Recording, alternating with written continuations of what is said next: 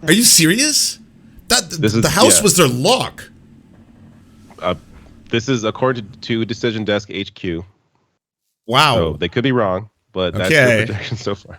Oh man! I know. Are we gonna have one of those roller coaster nights where you get all these endorphins and serotonin just pumping through your veins because there's a huge upset? You're like, wait, what the fuck? No one saw this coming. I mean, yeah. Like Lauren Boebert losing, which may happen. Fantastic. Yeah, actually, I have a little Carrie bit Lake of an losing? update there. So in Colorado's 3rd congressional district, Adam Frisch v. Lauren Boebert, with 78% of precincts reporting. Are you ready for it? He grew his lead. So he had 10,000 ahead of her, and now that's grown by about 4,000 votes. She could, Lauren Boebert could lose. Oh my God, the thought is just euphoric. More good news. Really Kansas governor election results. Laura Kelly is in a decidedly strong lead with 82% in at 50.9 to Derek Schmidt 46. That one is going to be called very soon. Wow. So that's a Democrat in Kansas. Come on. Okay. Do you want a teeny tiny sliver of hopium? Yes. So Warnock went up a teeny tiny bit. So Herschel Walker was leading by Matt. How's it going? How y'all doing? Good to see you. We're doing well. Starting to get, I think, a little too excited. There's a little bit too much good news happening all at once. Oh, yeah. I was just on a stream with Lauren Chen and Destiny and Lauren Southern, right? Michael Tracy. And, and Robbie Starbucks, whatever his name is. I know who that one let is. Me tell you, it's but holy hell. God damn. It's been a good night. That is wild. What a lineup. Wow. And how did you do? I gotta say, it was very sort of quiet for a little bit, and then it got a little feisty in certain areas. When I was asking they brought up crime in New York and the issue of homeless, and talking about the Kathy Hochul race, where apparently conservatives really thought there was a chance, to the point where someone I was on the stream with actually bet money that Lee Zeldin was going to win. Oh no, they didn't. No. Apparently they did. To be fair, he said it was money he had to, he had to lose. Like, he wasn't like, but so but I mean, it's just like, I just retweeted that video from Joe Rogan on Halloween where he said, "Oh, it's gonna be a red wave, that scene in The Shining where the elevator opens up and the red flood pours through." I mean, I'm literally like, I'm hanging out with the two twins right now. And we're wondering what the fuck everything is. I mean, come play with us, Joey. I mean, what's going on here? So you seem pretty upbeat then about tonight, because I feel like it was sort of a mix. Like it's a hard read because you have like JD Vance winning, but then you have Tim Ryan, Lauren Boebert maybe losing. So Tim it's just Ryan like all over the place. Tim Ryan actually ran a good campaign. Did. I was impressed. He did, yeah. What you gonna do? It's Ohio.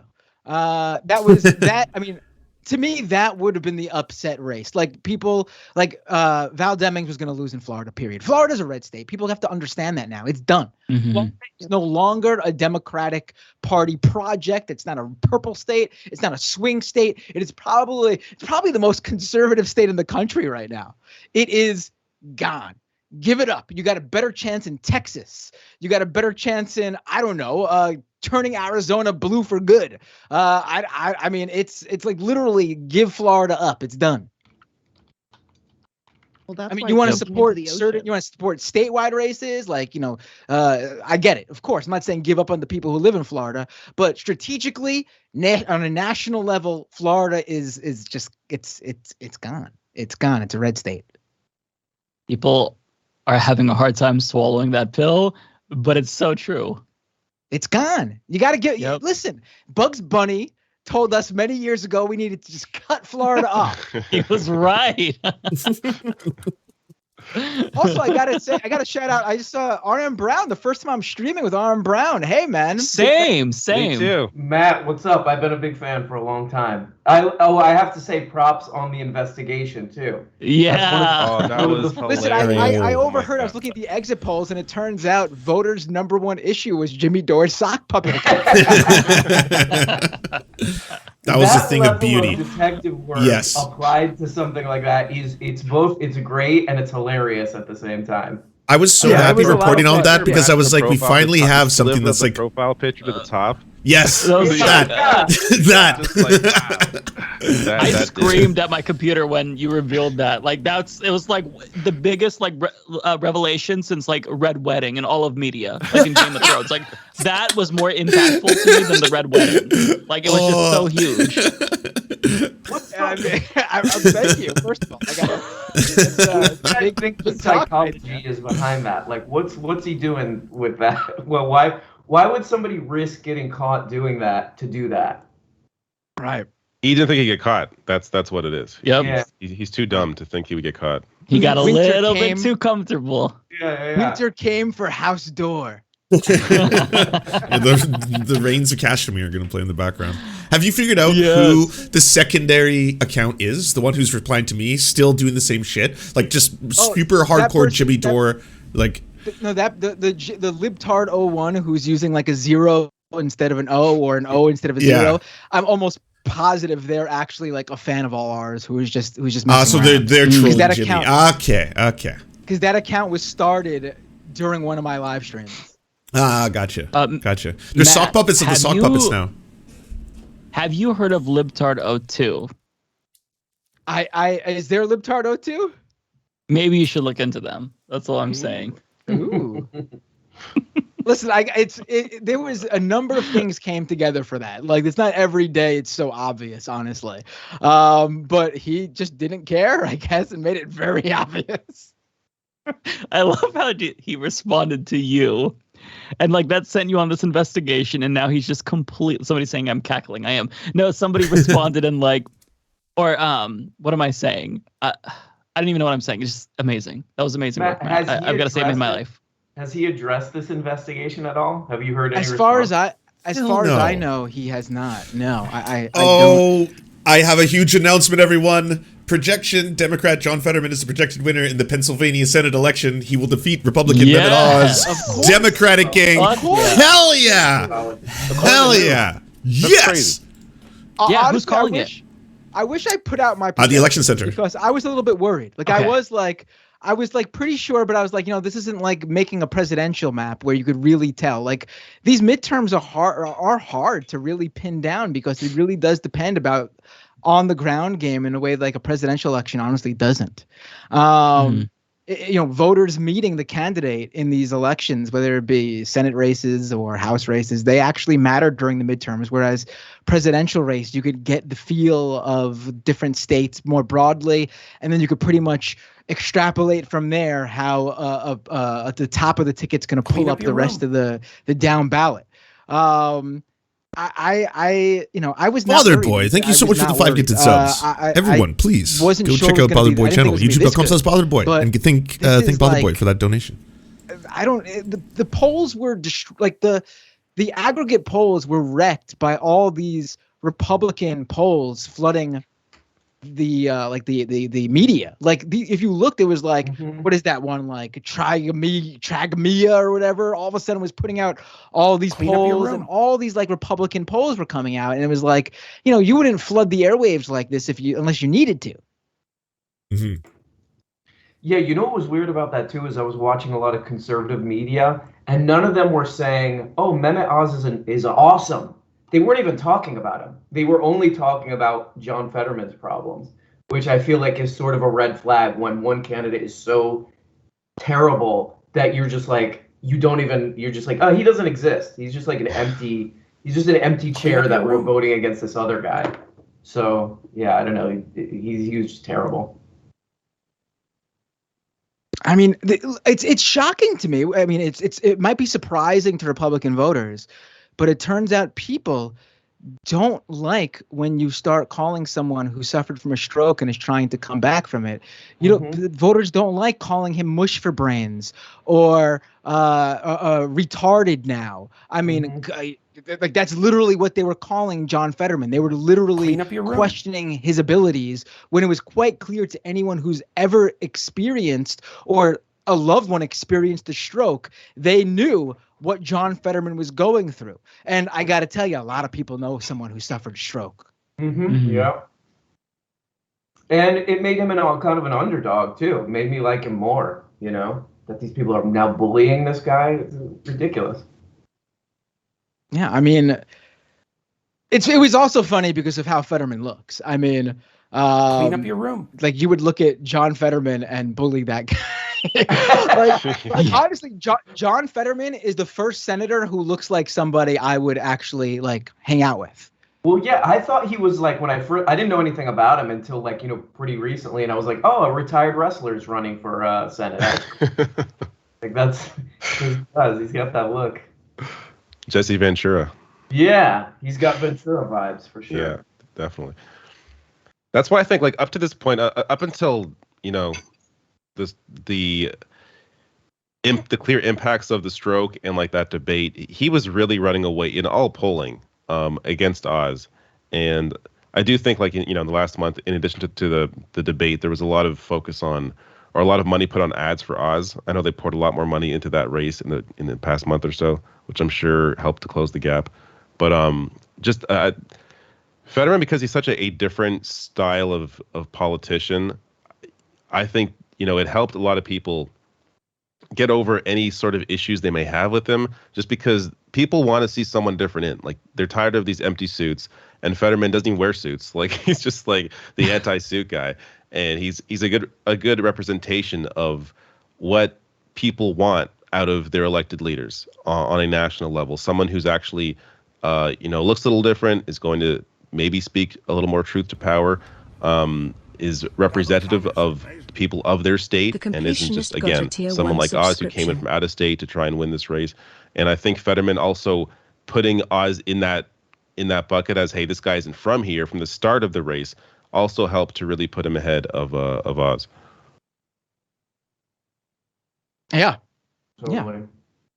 I honestly, I don't think Fetterman was ever. I think Fetterman was always ahead. I think it was just. I'm reading this. Apparently, Steve Bannon is sounding from Madeline Peltz of Media Matters. I'm guessing they're tracking Steve Bannon's live stream tonight. Bannon sounding very depressed on air right now. I mean, listen, if you're a Republican and you're walking away from this and your big win is J.D. Vance, I mean, they just called it for Kathy Hochul. Again, no surprise. These were races that I feel like they were media manufactured. I live in New York. I lived in New York my whole life. I got to feel right. And listen, I live in an area in Queens where there were a lot of Lee Zeldin signs and I saw no Hochul signs. And you would read the media I'm seeing a lot of Lee Zeldin signs, as if that fucking matters. People have to understand how this shit works. If you're going out and buying a sign, you're going to be the fucking loudest supporter for that particular person. Hochul supporters, maybe they weren't excited about her. Maybe they didn't feel like they needed to go out and, wave their flag. I'm not saying she's a great candidate. She certainly isn't great. But the idea that signage is some sort of, a bellwether of how this is going to go is ludicrous. Yeah. Yeah, that seems really silly. Folks, I'm not sure if you caught this, but we have a projection here. Tulsi Gabbard endorsed Chuck Grassley, a projected winner of re-election for the U.S. Senate in Iowa. So very, very surprising there. I'm, of course, being sarcastic. I've got nothing else. He only won because of Tulsi Gabbard's support. If it wasn't for that Tulsi vote or Tulsi endorsement, he would not be here. So he owes a lot to her. What are the odds that Grassley even knew who the fuck she was? Seriously. 0%. He's older than Dianne Feinstein. He's 157. He doesn't know who Tulsi is. No, that dude can barely open his eyes. He doesn't know what the hell's going on. Yeah. What? Another rate? Okay. Yeah. I'm in it again. Right. He thought Tulsi was his granddaughter. He looks like a drawing of an old man. He doesn't even look like a real old man. Well, I have some good Lauren Boebert news. Oh, still. shit. Oh. Oh, shit. True got, queen. 71% reporting. She's got 48.2. Adam has 51.8. Okay. Wait, Okay. Who is this on the stream right now? I didn't even know this person was here.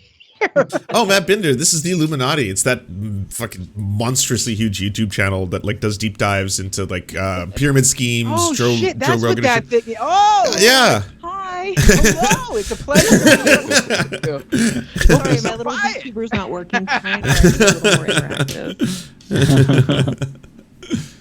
I have some hopium from me. Yes. Okay. And anyone who's in Oregon. It's early. They just closed the polls. But the Democrat governor is in the lead by about 10 points. And it's Oregon, so that shouldn't be surprising. But we have a millionaire-backed independent running kind of as a spoiler. And yeah, it still seems like the Democrat so far is in the lead. So a little bit of hopium. I've been kind of doomering about this on Twitch that it's the first chance that Republicans have had in all my life to flip. And so far, not so bad. Amazing. Yeah. Love it. Yes. Any little bit of hopium. I'm trying to inject it if I could see it. Hell yeah. It's weird. It's been coming in kind of fast and furious lately. Yeah, I actually didn't expect to get this much results tonight. That we've already gotten, and it's still relatively early. It shows that it's not close, right? I mean, that's In the some whole. cases, That's the whole point. True. Yeah. That's a great point. Yeah. I mean, am I expecting all? Probably the last race we'll find out about is Warnock and Walker, and that's almost for sure going to the runoff. Right. Yeah, it's been close for them, but at the beginning of the stream when I jumped on, I said that I'm bad at predictions. I'm predicting Democrats lose the House and the Senate, but I'm bad at predictions. So take that as you will. And it seems like another one of my predictions is not coming true. So I have like a consistent record. Come on. I said both. I'm very bad at predictions. So you could like we were joking about how you could like reverse engineer my bad predictions to actually find out the truth. Nostramicus. Because whatever I think is going to happen, the opposite happens. Yeah. Yeah. So if he's like Donald Trump's going to win in 2024, we can all be like, hell yeah, fuck yeah, Donald Trump's going to lose because he's got the sight, just it's in the wrong direction. Yeah, and the reason why I'm so wrong is because I base all of my predictions on vibes, and I'm in a doomer mode almost constantly. So of course that's going to inhibit my ability to make good predictions if I base them on vibes. So there you go. I mean, vibes seems to be what the media was going with, honestly, when they were saying that like the Hochul-Zeldin race was going to be a close nail biter or something. I mean, vibes seems to be a bad thing to go by. Even I wouldn't have predicted that. Like, come on. You know what I am looking forward to, and I honestly don't. I'm as far from a West Coast person as can be. I've only been to California once.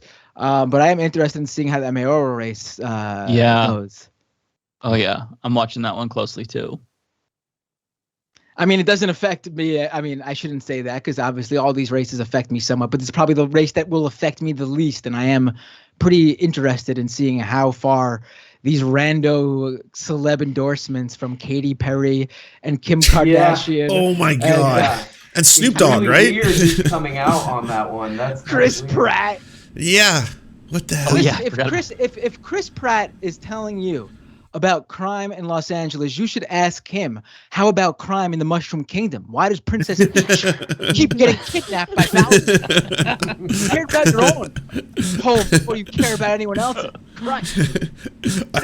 I love that all he did for that was basically just take a Brooklyn accent and just slightly. It's basically Chris Pratt trying to do a Brooklyn accent. That's his Mario. Okay, fucking Mario over here. What the fuck's going on?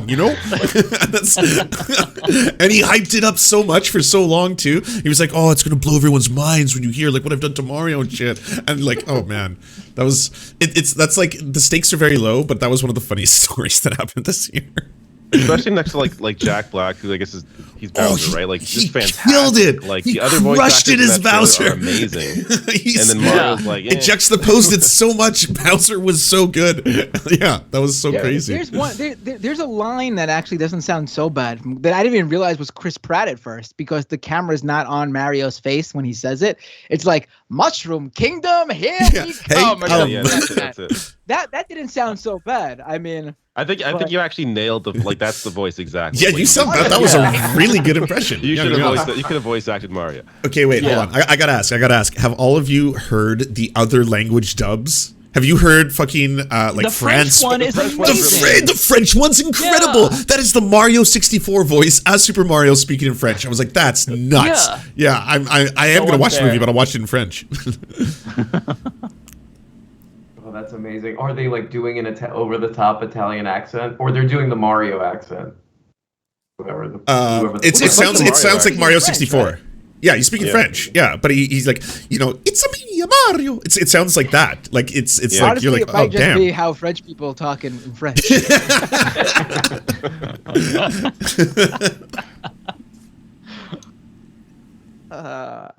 I mean, it's just amazing to see all those celebs come out for that. I mean, it's really telling, honestly. It really I mean. I forgot who I saw say this. I mean, it's obvious, but someone said it so perfectly, and it's like, look at this. These people have class solidarity. What about you? I mean, that's what that's all about. That's what that's all about. When I was on my stream earlier, they brought up the homeless problem and crime in New York City as a reason why Lee Zeldin's gonna, like Zeldin mania is running wild in New York City, brother. And I mean.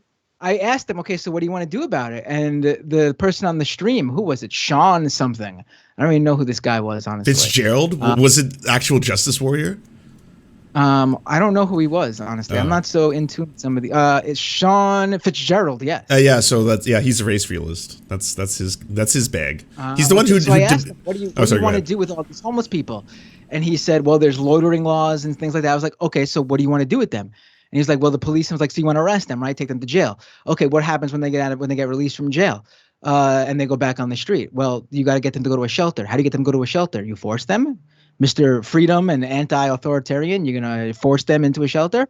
No, you're going to arrest them. Oh, so you can put them back in jail. So what happens when they get out of jail?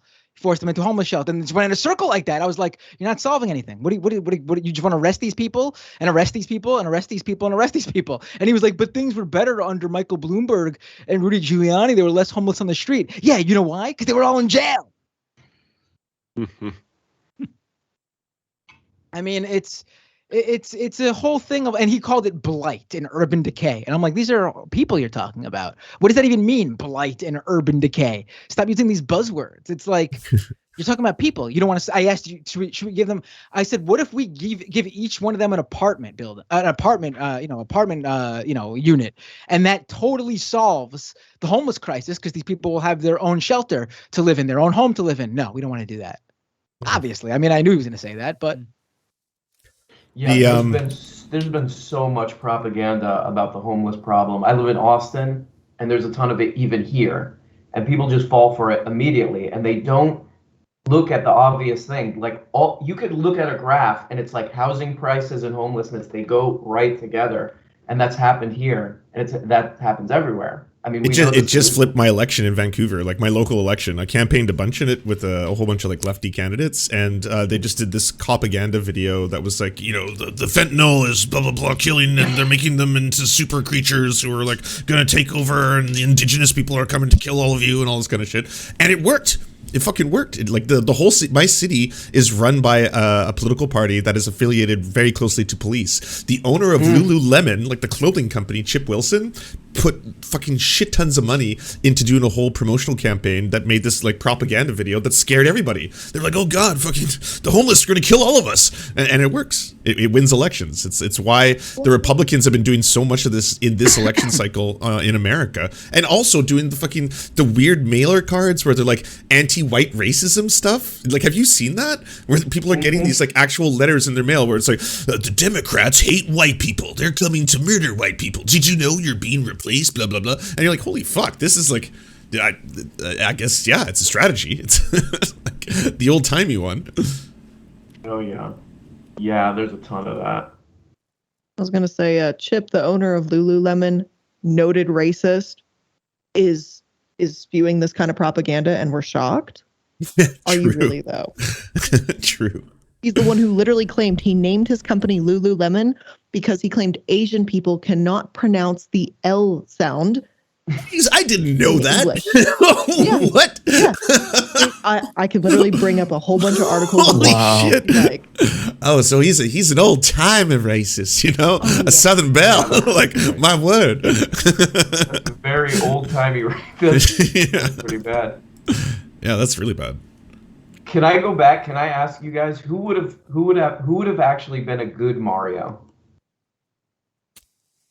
Charles Martinet.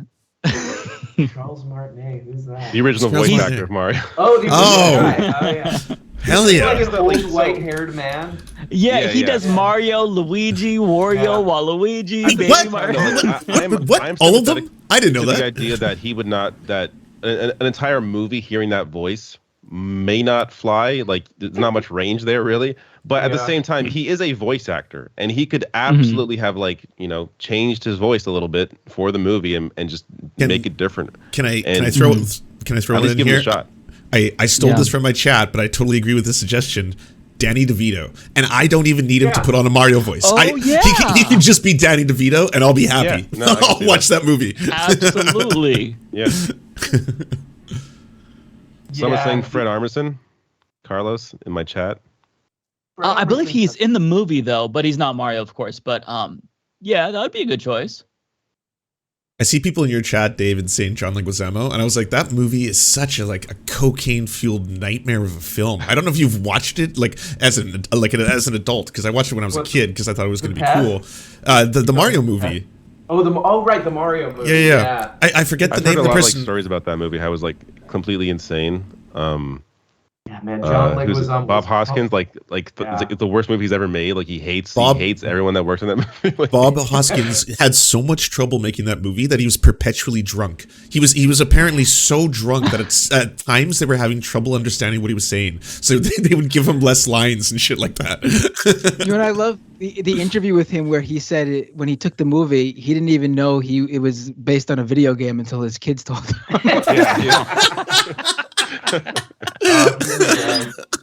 The writing in that movie was great. My favorite part was when I think they're being checked into like prison or jail or something, and they're like, name.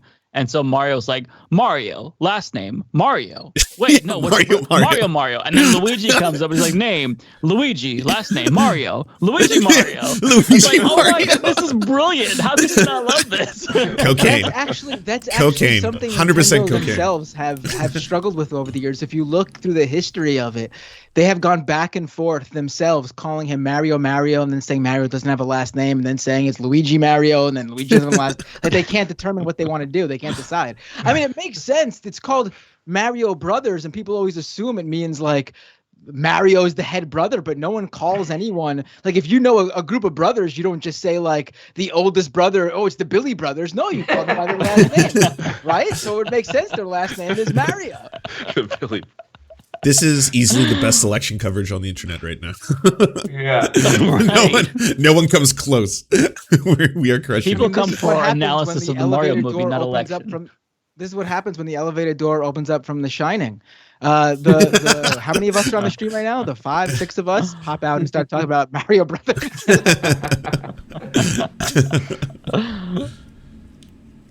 It's currently 44 GOP for the Senate, confirmed 41 for the Democrats.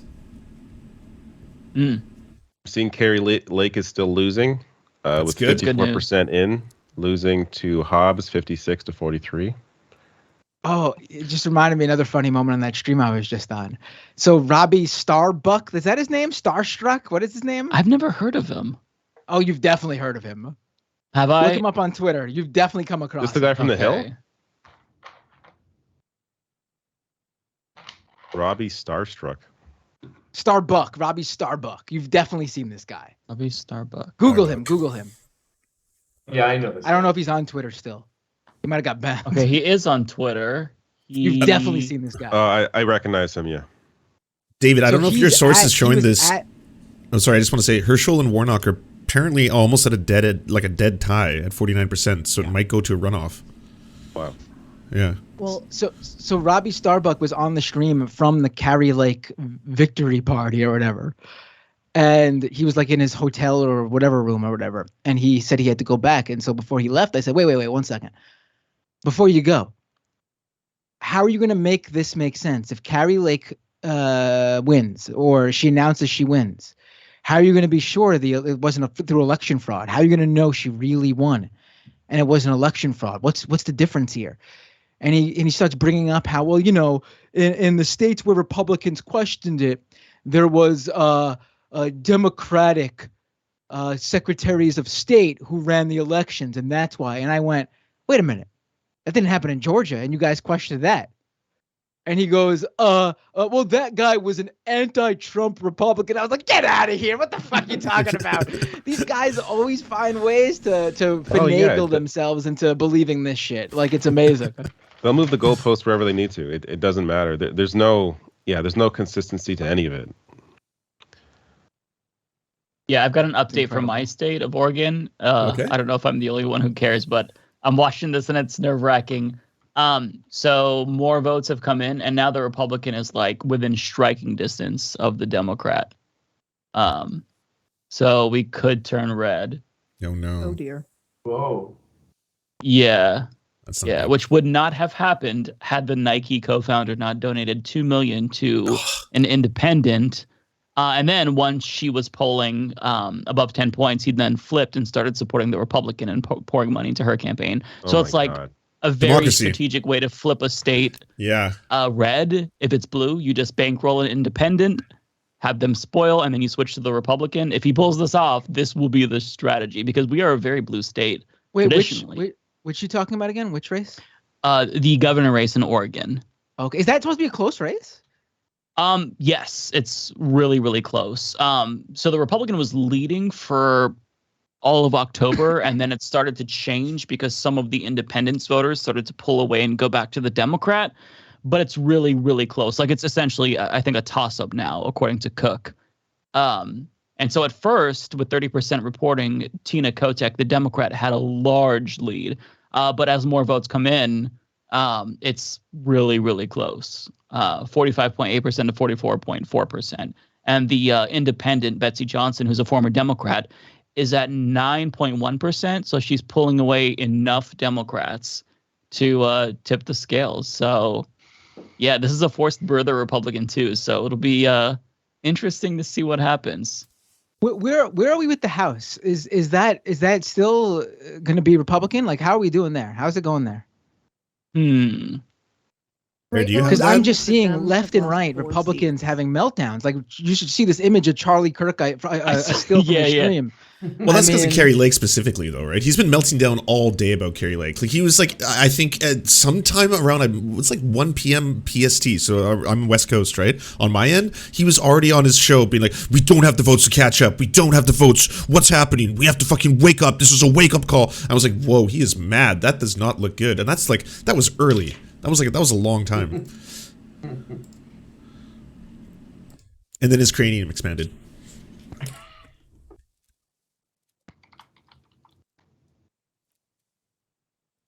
Blair, did you have the House numbers? Were you the one who was reporting on that? Yeah, I have that. The Democrats currently, what I'm seeing, 97, GOP 151, but it's saying that the GOP only has gained 2 seats and the Dems have lost 4 seats. That's not so good there. Oh, it looks like they just picked up a seat in Jersey as well. Good. Republicans. Oh, bad. Yeah. Democrats got one in Ohio. Ohio's first district. That's R good. to D flip.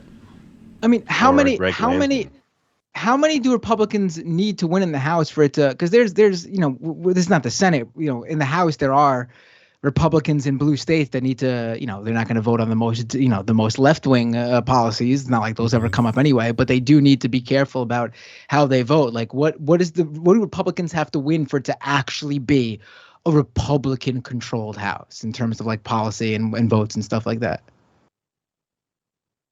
I don't know the total. I was also going to say they do vote as a block pretty effectively.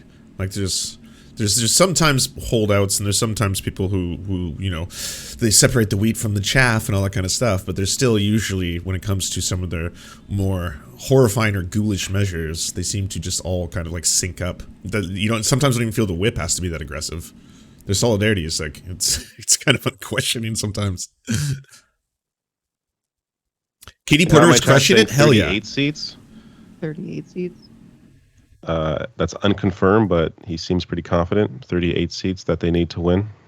Also, how often does this happen in the midterms with the sitting president's party actually not doing so, like, I would say killing it? Honestly, it's very rare. Like, it's a surprising night. Not the usual. Yeah, I thought at best, the best possible scenario is they keep the Senate, they lose the House. That's probably the best possible, mathematically, the best possible scenario. The fact that the House is even being discussed at this point in the night is not what I expected the evening to be totally honest with you. Now, see, so someone else is saying 23 seats. So it's between 23 or 38 seats. 23 sounds more accurate to me because I think it was a smaller majority that Dems had. You know, it's funny because we constantly go back and forth in terms of, like, I remember a couple of years ago, people were saying how, the Dems are going to continue to win House seats and struggle when it comes to statewide elections with the Senate. And now it's the flip, the reverse, where Dems are doing pretty good with Senate, the Senate races, and then struggling with how the gerrymandered House districts are. Yeah.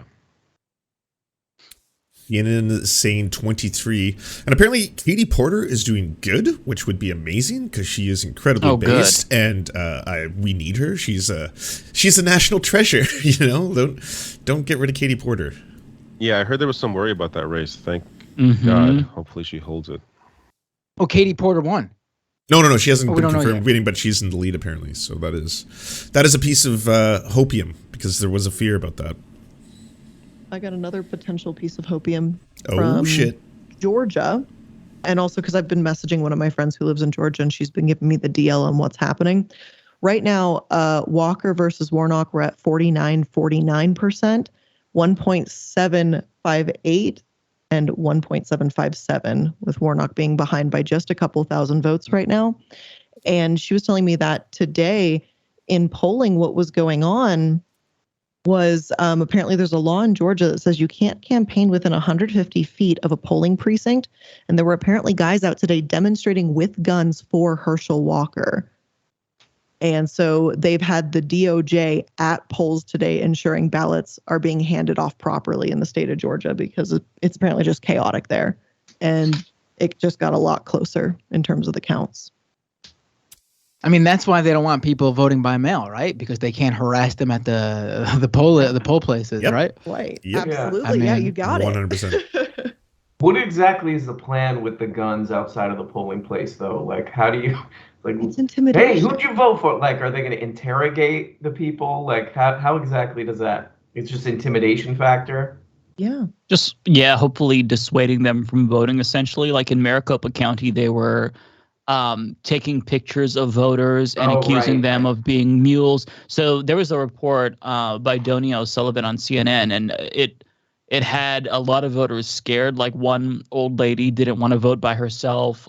People were wearing masks and covering up their license plate just so they're not targeted, because if one of these psychos accuses them online and posts their picture online of like being a mule, then they can get like a ton of hate. So they're basically just trying to dissuade them with harassment and intimidation. I'm here on behalf of Dinesh D'Souza. Yeah. He's our brave leader. Yeah, that 2000 Mules movie. Did you watch it? No, but in that same report, there was this lady who's like, "Oh, I watched it 3 or 4 times. I bought like 5 copies to give out to my friends." Oh my like, God. There's a cult around that movie, and I didn't think that it would land as hard because even people like Ann Coulter was like, "This movie is stupid. There's no evidence for the claim." So I'm like, what does that tell you? That it's stupid, fucking Ann Coulter. yeah, but apparently it has a little cult following now, and it's having a pretty huge impact. That's the first time in maybe my entire life I read an Ann Coulter article, because I was like, oh, she's dunking on Dinesh. I gotta check this out. But she's still the ultimate mean girl, I think. So she's just Well, we got some results about in Los Angeles. Shit. Karen Bass leading 50.8% to Rick Caruso's 49.1%. Wow. According to Taniel, based on the June primary, this is quite good for her. She was trailing by a few points on election night then and finished ahead by 7%. Oh shit! Get fucked, Katy Perry. Percentage reporting is Katy Perry. Yeah. Where's the Perry vote? I kissed a boot and I liked it.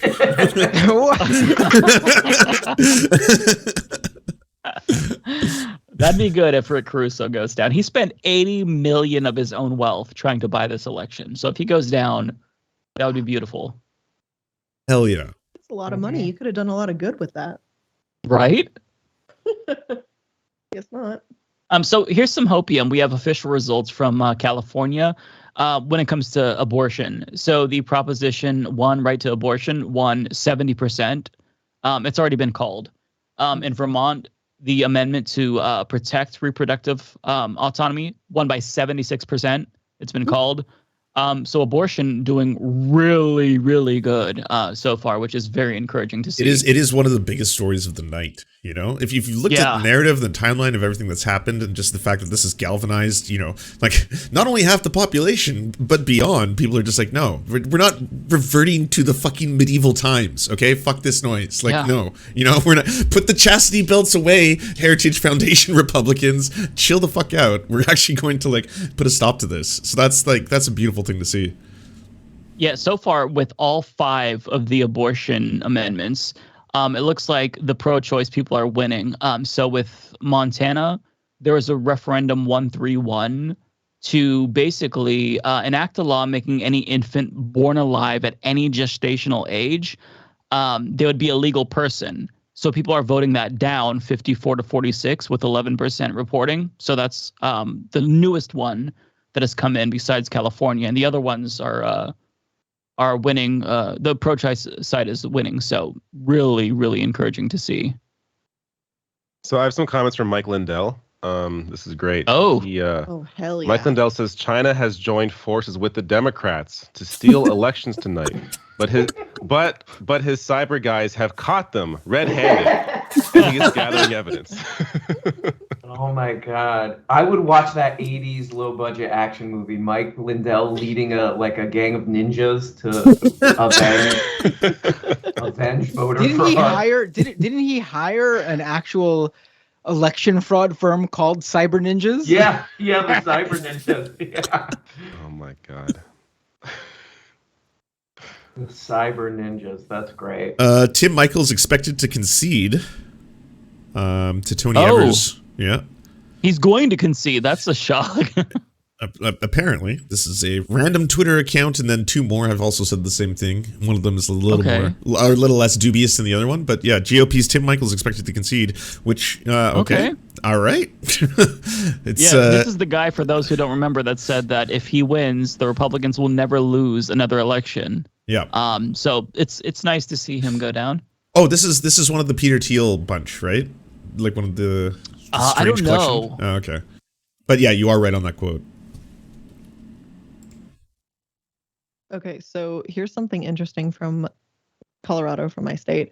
So we had on our ballot Prop 122, which is it legalizes psychedelic plants and fungi.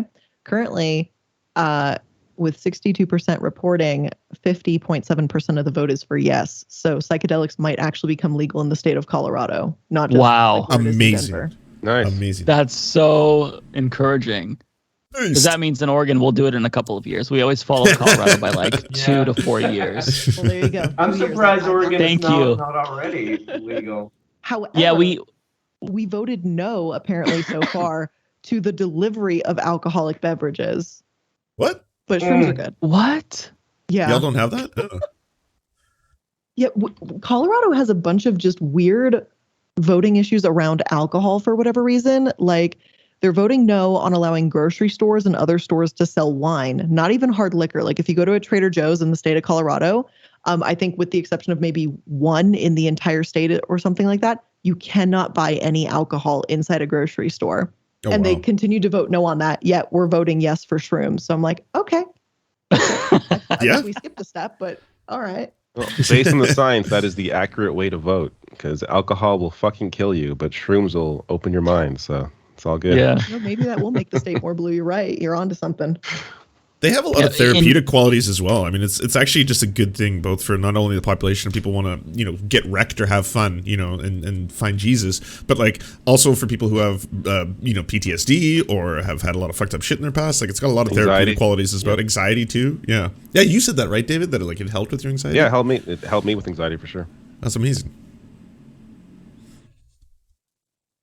Yeah, I have a little bit more negative news from my state. There was a measure that wasn't necessarily consequential. It was amend the Constitution to make the right to healthcare a right, and that's losing narrowly. It wouldn't actually guarantee healthcare to anyone. It would just legally, probably, nobody really knows what that's going to look like in practice, but just force the state to expand healthcare and subsidies and whatnot. But that's losing, which is kind of weird. It wasn't, to me, I kind of felt like it was just not really a virtue signal. That's not the right thing, but it wouldn't mandate healthcare for all of us. But to see it lose is kind of discouraging, although it's close and 41% reporting. So it could still go the other way, but it shouldn't be this close because I feel like it's kind of just a no-brainer. Wait, I don't know if this was something that was expected, but Trump's one of Trump's guys in North Carolina, Bo Hines, has lost. Oh, this is a Dem pickup. Oh shit! That was Madison Cawthorn's mini-me. Yeah. Oh. So I'm very happy about that. That's the guy, by the way, who thought that Banana Republic was referring to the clothing store. I don't know if you all remember that. Right. Yeah. Good stuff. So that's 2 pickups now, right? I think so. I don't know how many. The chat's saying 2 also. It's really looking like Lauren Boebert's gonna lose. Which is if that happens, I'm gonna I'll be so happy. I'll be on cloud 9 just to see that smug I gotta see. face. You know she tweeted about the red wave. I gotta find that tweet right now. Oh, everyone has. Share the shit out of it when she loses. Screenshot it before she deletes it too. Right. Oh God, if she loses, that might be the highlight of the night for me. She'll have to go back. Oh, I mean, she literally just tweeted it 3 hours ago. The red wave has begun. I gotta retweet that too. That's too good. Pramila Jayapal has won her race. Oh hell yeah. Okay.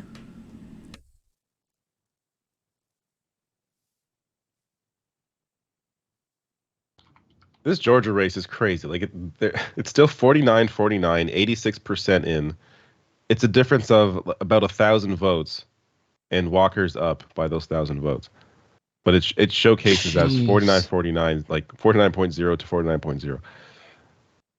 Well, and in Georgia, my friend that lives there, she said some of the votes that are still waiting to be counted are coming from, looks like, DeKalb and Fulton, and she says that it's likely that those will be blue. So she said that there's actually still potential that Warnock might actually win this. Holy shit. Oh, that would be so encouraging, especially after the JD Vance win. If Warnock can pull this off, I will feel much better. I mean, she But we also got I'm going Fetterman. to wake up tomorrow and either be really happy or I'm going to be prepared to institutionalize myself. No middle ground.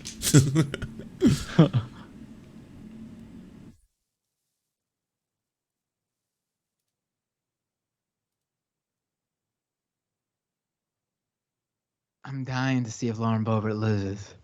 Oh, It's not looking good. I can't wait. I can't wait. I mean, even if she wins, though, I mean, her red wave prediction completely wrong. At least She's such an embarrassment to the state of Colorado too. Like, just truthfully. Right? No, because I hate to say it, but Marjorie Taylor Greene for her district makes sense. Yeah. right. Lauren Boebert, I think that district in Colorado could do better. Yeah. I mean, she set a really low bar, so it really shouldn't be hard to beat. What was the thing with her husband? He exposed himself at a bowling yeah. alley? Yeah. He got involved in some real pervert activity. I always thought that was funny because they're all, throwing around groomers. And her husband, it seems like literally kind of a pervert who like flashed some high school girls at a bowling alley or something. No way. I didn't. Yeah, so they were underage, right? One of those underage girls was Lauren Boebert herself. Yep. I was going to say that. She was Exactly, yeah. 17. He was Good 24, and they were dating. Yep, Yeah. absolutely. Wait, you guys don't believe in love at first sight? I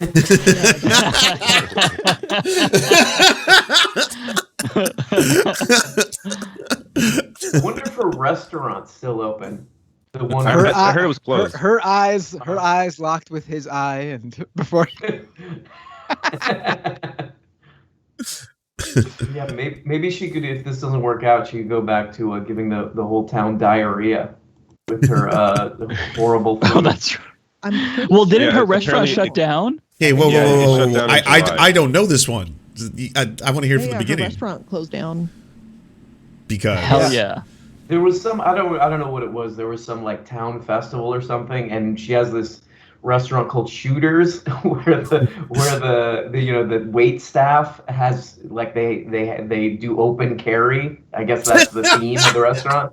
But like, so she catered this. I might be getting. You guys tell me if I'm getting the story wrong, but like she catered some town festival, and like the meat wasn't properly cooked, so a bunch of people got like horrible diarrhea, got sick and stuff. Yeah, no, you're remembering it correctly. Yep. Yep. It was, Well, he had a in terms of gun-themed why the restaurant. place got closed down too is also kind of interesting. So here's kind of a direct quote that came from the Daily Beast. They reported that a person familiar with the arrangement said the property manager felt he had a moral imperative to close the business. So it wasn't even the fact that people shit their brains out over bad food. It was literally the property manager said, "No mas, baby, you're out." That's wild. Love it. Oh wow. What was it called? Oh, there's another picture of Charlie Kirk that I just retweeted. That's really great. Oh, let me check it out. Oh no, he deleted it. Jared Holt tweeted it out, and then he took it down. No, okay. Let me. Where he's like Okay. looking down, he's holding his nose. Is that the one? This one is different, actually. I saw that one too. This one, his hands are like on his temple, and he looks like he's losing it. It's very, very satisfying to see. I'm already getting thumbnail ideas. Yeah. I love how like I'm the same way where I think in YouTube, where it's like, I think, thumbnail or title something. Yeah, there it is. That's Yeah. really good. That picture of Charlie Kirk is amazing. Do you think there are parts of his forehead he's never experienced or touched because it's just so large? Like there's so much surface area that he's never known what it feels like to feel? It's possible. His face just keeps shrinking. He's also like, I've watched a few of his videos lately. He's always hanging out with Jack. Am I saying this right? Jack Posobiec. Posobiec, I think. Posobiec? The crypto Nazi. That guy looks like the biggest failed child actor I've ever seen. Like a grown-ass failed child actor. Oh, that's funny. Oh, that's good. Like, that's good. I've never heard that before. I mean, that's like the instant vibe I get from that guy. Just like, oh, he was in one of the Honey, I Shrunk the Kids movies. I can't remember which one. Like the direct-to-DVD fucking shitty one that everyone hates. The one that three. Yeah. The type of DVDs that you could get like when you're checking out at the gas station. Yeah. Like, he's in some of those movies. You're like about to buy beef jerky, but you see the pile below. And lo and behold, it's staring up at you. Oh, no way. Jack Posobiec was in this movie? I didn't know that. Amazing. He sucks. He sucks. Mike Simpson is in the lead in Idaho right now, the 2nd congressional district. But that gap is closing very quickly by Wendy Norman. So Wendy Norman it's 51.6 to 48.4 now, and with 24% of the vote, and that gap is closed mainly by the Democrats. So that could be another take right there, which would be pretty impressive.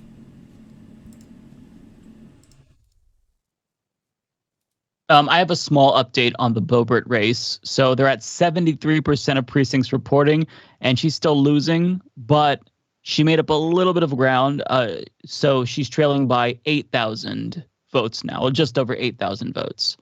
And they just changed it, actually. So with 75%, she's trailing by about the same. I'll see here. I think it's over. Boebert down. That would be so glorious. Yeah, she's still with 75%. She's trailing by about the same, just over 8,000. So, I mean, it's not changing for her. So, I mean, this could be a huge, huge dub for the world. But next she'll be like a media person now. Yeah, right? like Oh, that's true. Yeah. She'll be a Newsmax host or a Fox News host. That's true. She's never going to go away. Damn it.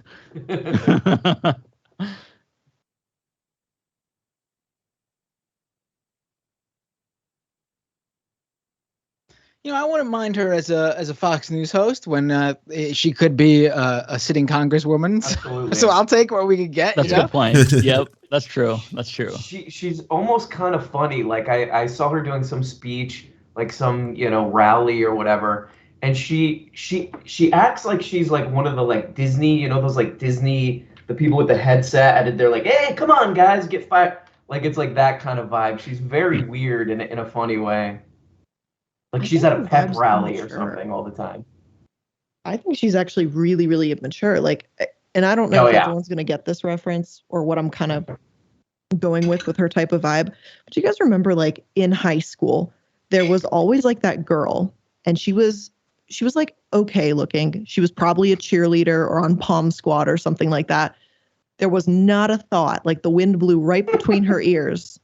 But yet somehow, like, and she came up with all these crazy theories and stuff, like the Mean Girls girl who like held her boob and was like, there's a 30% chance it's raining, like those kinds of vibes. That's what Lauren Boebert is to me. She's just, there's no way she should have ever made it in the first place. And then she's there and I'm like, wow, we really voted for like a high school bully. We really let that happen. Yeah. That's a great point. She definitely has high school bully vibes for sure. And weather predicting breast vibes. I would agree with that. So what are the official Senate numbers right now? Because on the screen, on the live map I've got, it says 45 Republican to 43 Dem, as in there's only 2 difference. Oh, it's 46 to 46 live on TV right now. Holy shit, dead tie. Boy. Oh man, the Senate is in play. The Senate is most definitely in play. This really is nerve-wracking. Mm-hmm. Yeah.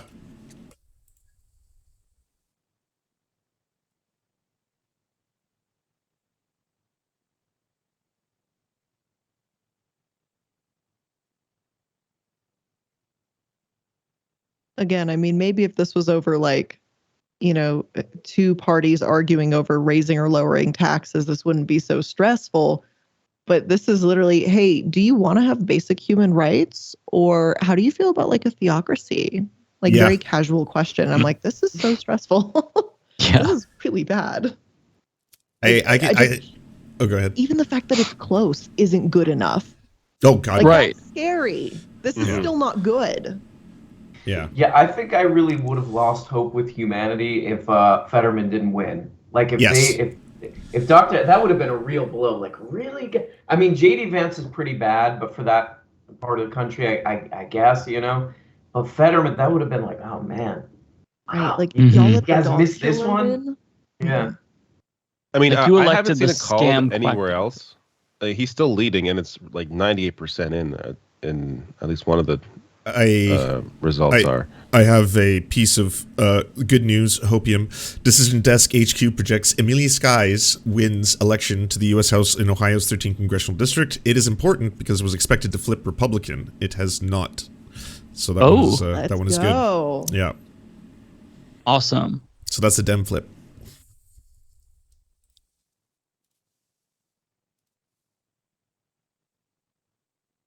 It's looking like it's possible that Mandela Barnes beats Johnson. Is it? What's the difference? Yeah. I have him behind, and now it's he's toss-up behind right is now. showing. But I'm reading that it's within what's out right now. It's possible. That would be amazing if that happened. Yeah, that'd be huge.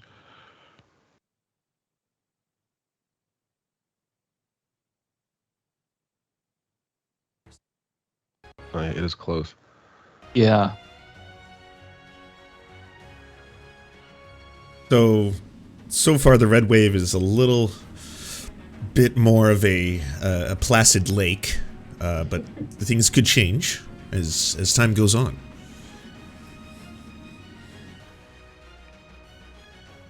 I've always thought red wave is a very disturbing way to describe your supposed overwhelming victory. It kind of just reminds me of red tide. Like, I kind of think of people just getting sick from eating bad seafood. So it seems like an odd slogan to be excited about. Yeah, or somebody describing like a very heavy period or something. That's like that's what pops into my head. True. I'm like, oh yeah, that's great.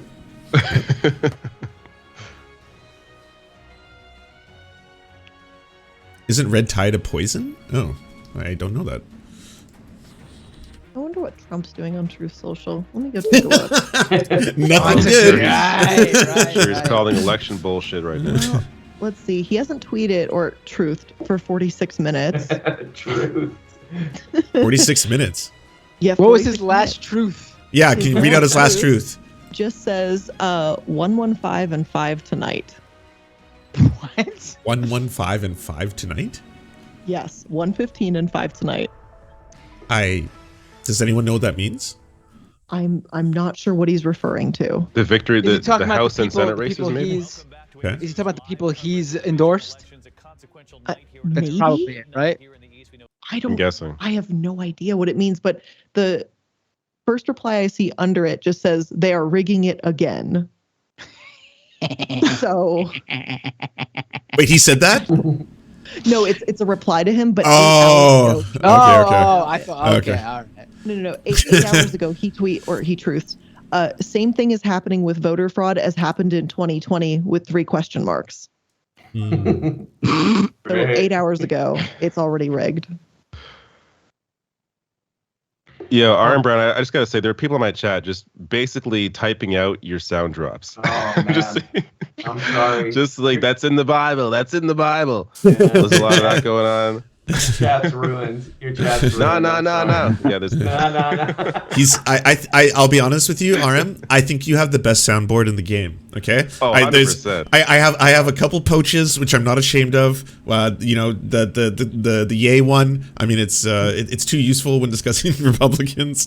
But yeah, What does he say? What does he say? Oh, he's like, I can do anti-Semitic shit. Yeah, I can say anti-Semitic shit. Anti-Semitic. And he's got one where he's mad about it and one where he's just like, I'm giving you a hard time about it. Yeah, 2 versions. I'm so sorry about that. Yeah, it's like. Oh no, I love it. It's hilarious. I'm laughing. C.K. Louis, the comedian. Yeah, C.K. Louis. C.K. Louis. Oh, boy. Oh, by the way, did y'all know that C.K. Louis apparently is dating one of the co-hosts of Red Scare podcast? I've heard mixed things about that. I've heard that it's a rumor. An internet rumor? I heard that it's a rumor. Some people are saying that it is true. I mean, yeah, it seems plausible though. You know.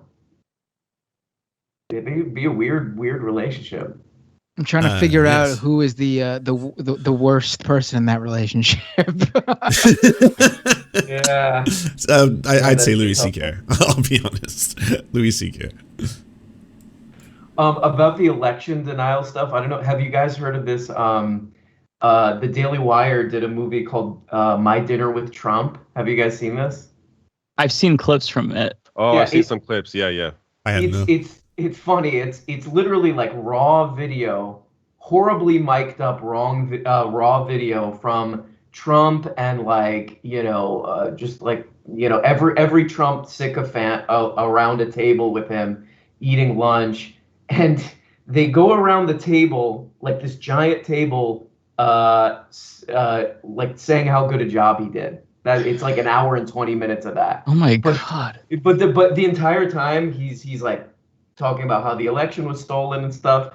And there's one really funny part where he's like, I think they got buyer's remorse now. They got buyer's remorse. And then he catches that he said that would mean they didn't steal the election. So he catches it and he goes, but it's not really buyer's remorse because it was stolen. And it's like, yeah, it's kind of hard to have buyer's remorse when you didn't buy the thing when the thing was stolen. But he just like barely catches it. It's pretty great. They think they have buyer's remorse because they think that they bought the guy that they think they won, but really he didn't really win. I won. Like, yeah. It's like when somebody puts something in your cart at the supermarket and you walk out and you have it and you're like, I'm sad that I bought this. It's like that. So I don't know what to believe here. So when it comes to Lauren Boebert, I have the same numbers as Decision Desk. Jordan Uhl just tweeted this out, but it shows that they have 93% of the precincts reporting. And I'm showing on New York Times that it's still only, 75, but the same numbers. Decision Desk usually gets it first from what I've seen. Do they? Yeah. Because it's, okay, then that would mean that she's very close to just straight up losing. Looks like so that's glorious. Very, very encouraging. I'm just watching her Twitter to see what kind of meltdown piece she's going to leave as soon as it's confirmed. I don't even know anything about the guy who's running against her. Who is this guy? He's just a very Red Core, 1967. Thank Democrat who's mostly self-funding his campaign. That's it. Like he's very like run of the mill. Doesn't really have any policies. Just not Lauren Boebert. Wants to beat Lauren Boebert. I mean, I don't know. Doesn't have a gun restaurant or anything. Automatically, let's see. He's not like a billionaire. He hasn't raised very much, to be fair. But what he's raised, it's mostly his own money. And he's like outraised by like I don't know what it's like 4 or 5 to 1 compared to her. Guy, but Frisch's campaign released a statement opposing Joe Biden's student loan forgiveness plan. Ugh. Oh, great. That's the kind of Democrat we're talking about. Yeah. I mean, but the baseline Democratic position now is supporting Joe Biden, and Joe Biden is ending up being one of the greatest presidents of my lifetime. Again, low bar, but he's he's pulling it off. I mean, if this guy can't even get on board with Joe Biden's plan, yeah. I mean, but I mean, I'd still enjoy the Boebert loss. For sure. Live results from Montana's first congressional district.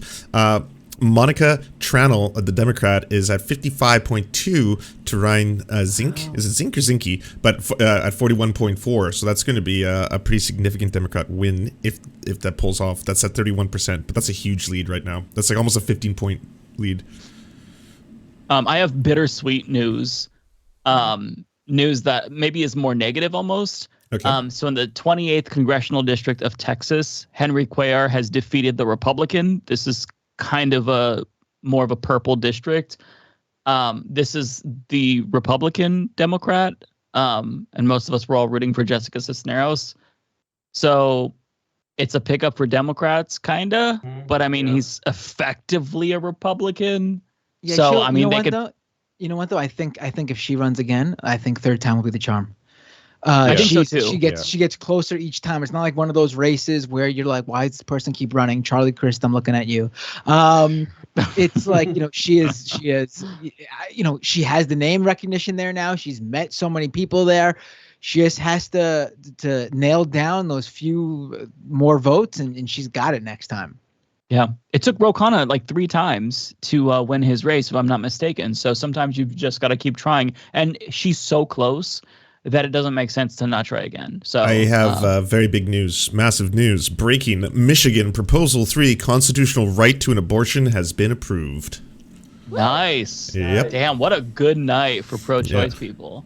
Hell yeah. Bad night for I forced just want to birthers. say, I want to take a moment to say thank you, RGB, for not RBG, excuse me, for not retiring when you did, and for giving us this hell that we live on for tonight. It worked out. Yeah. This was all part of her plan. Yes.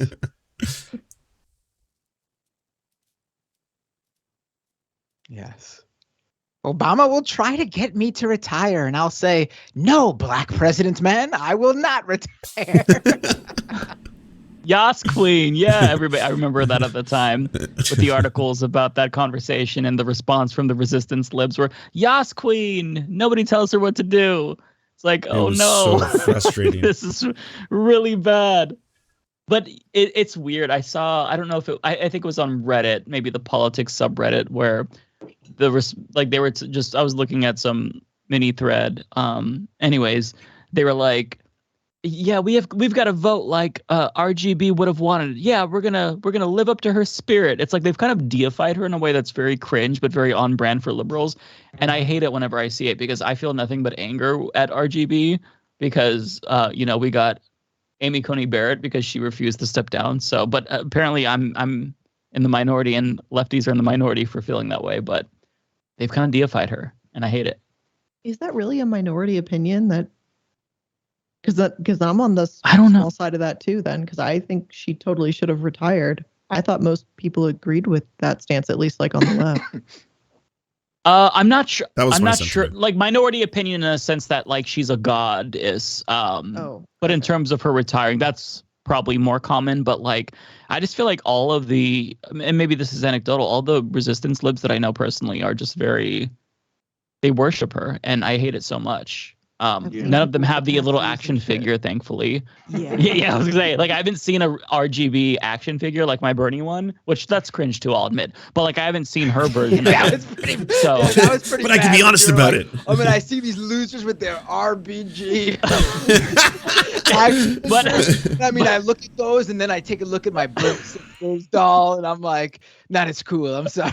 But it's different when I do it, Matt, to be fair. But like, there are people. True. I'm just kidding. No, but there are people who have like, they have the Bernie, the Hillary, and the RGB and the AOC. It's like, what the fuck is your ideology even? Actually, if you have all of these, You should not idolize. Well, it's like what you're supposed to do with action figures. They fight each other. Yeah. Exactly. Yeah. They get that big wrestling ring and just like bounce them off the ropes. I will say that, standing for a celebrity could work sometimes. Like, right before the midterm election, late last night, I went to my Nancy Pelosi shrine and I prayed and performed a Pelosi seance. And do you have the Trump voodoo doll? You've got to have that too. You've got to have. You mean the Trumpy bear? That's what it was, right? I do have a Nancy Pelosi doll, which I make out with every night. It's a life size. It's like a life size doll. This is all getting clipped, Matt. A Pelosi waifu, Matt? Is that what I'm hearing? I do have, yes. Oh, wait a second. I think we just came up with something brilliant here. What about like an anime Nancy Pelosi? This all sounds horrifying. Yeah. That could be I would go for it. I think that could be something. Or like we could be like the My Pillow guy, but with the Nancy Pelosi waifu. What is like the cliche like anime stance? It's like, yeah.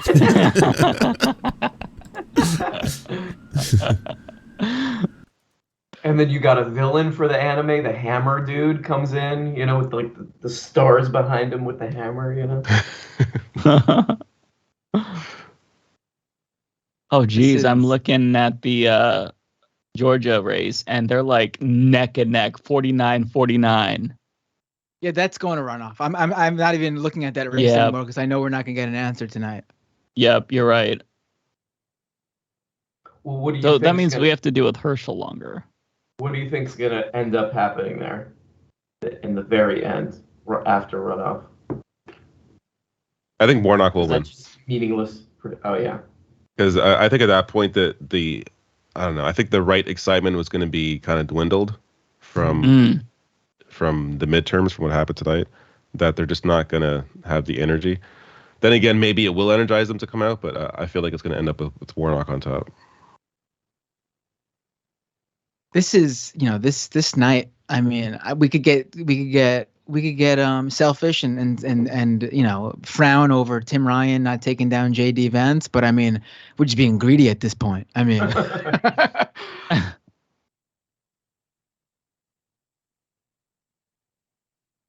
I don't like Tim Ryan as a politician, but as a debater, I kind of liked him. I agree. I was surprised. He had a really good campaign, and I didn't like the guy either. I mean, my biggest understanding of him is he's just a milquetoast Dem, and I know that during the Democratic primary debates, he went after Bernie and was really weird, and his taking on Bernie as a moderate. What was his catchphrase? He even printed up bumper stickers, "Please don't yell" or something like that. Yeah. Oh yeah. Oh, I forgot that was him. But, oh my god. But him during this campaign was like a different guy. Mm-hmm. Well, he's got a good sort of like pissed off dad energy that I kind of enjoyed. Oh shit! All right, you ready for this one? Vicente Gonzalez, House District 34 in Texas, Democrat, has won a re-election. Nice. But the reason why this is a big deal is because the person he was running against is Mayra Flores, the Republican who Elon Musk claims was his first ever Republican vote. Right. Mm. Well, she Nice. was supposed to be a big hope for the Republicans, right? They were like, look, we got this sort of representational thing, So this is kind of a nice symbolic victory, I guess. Yeah, because she had won that seat recently, right? And now it's won back. I'm guessing it's what just happened. Because there was like a what is it? Like a special election where she won.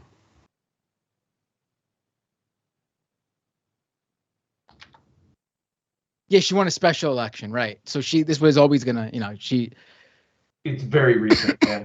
Oh my God! So the House results have just closed a little tighter, and it's now GOP 219 to Democrats 216. There's a difference of 3 now. Wow, that's really close. That's not where I saw this night going. I'll be honest with you. Nope, not at all.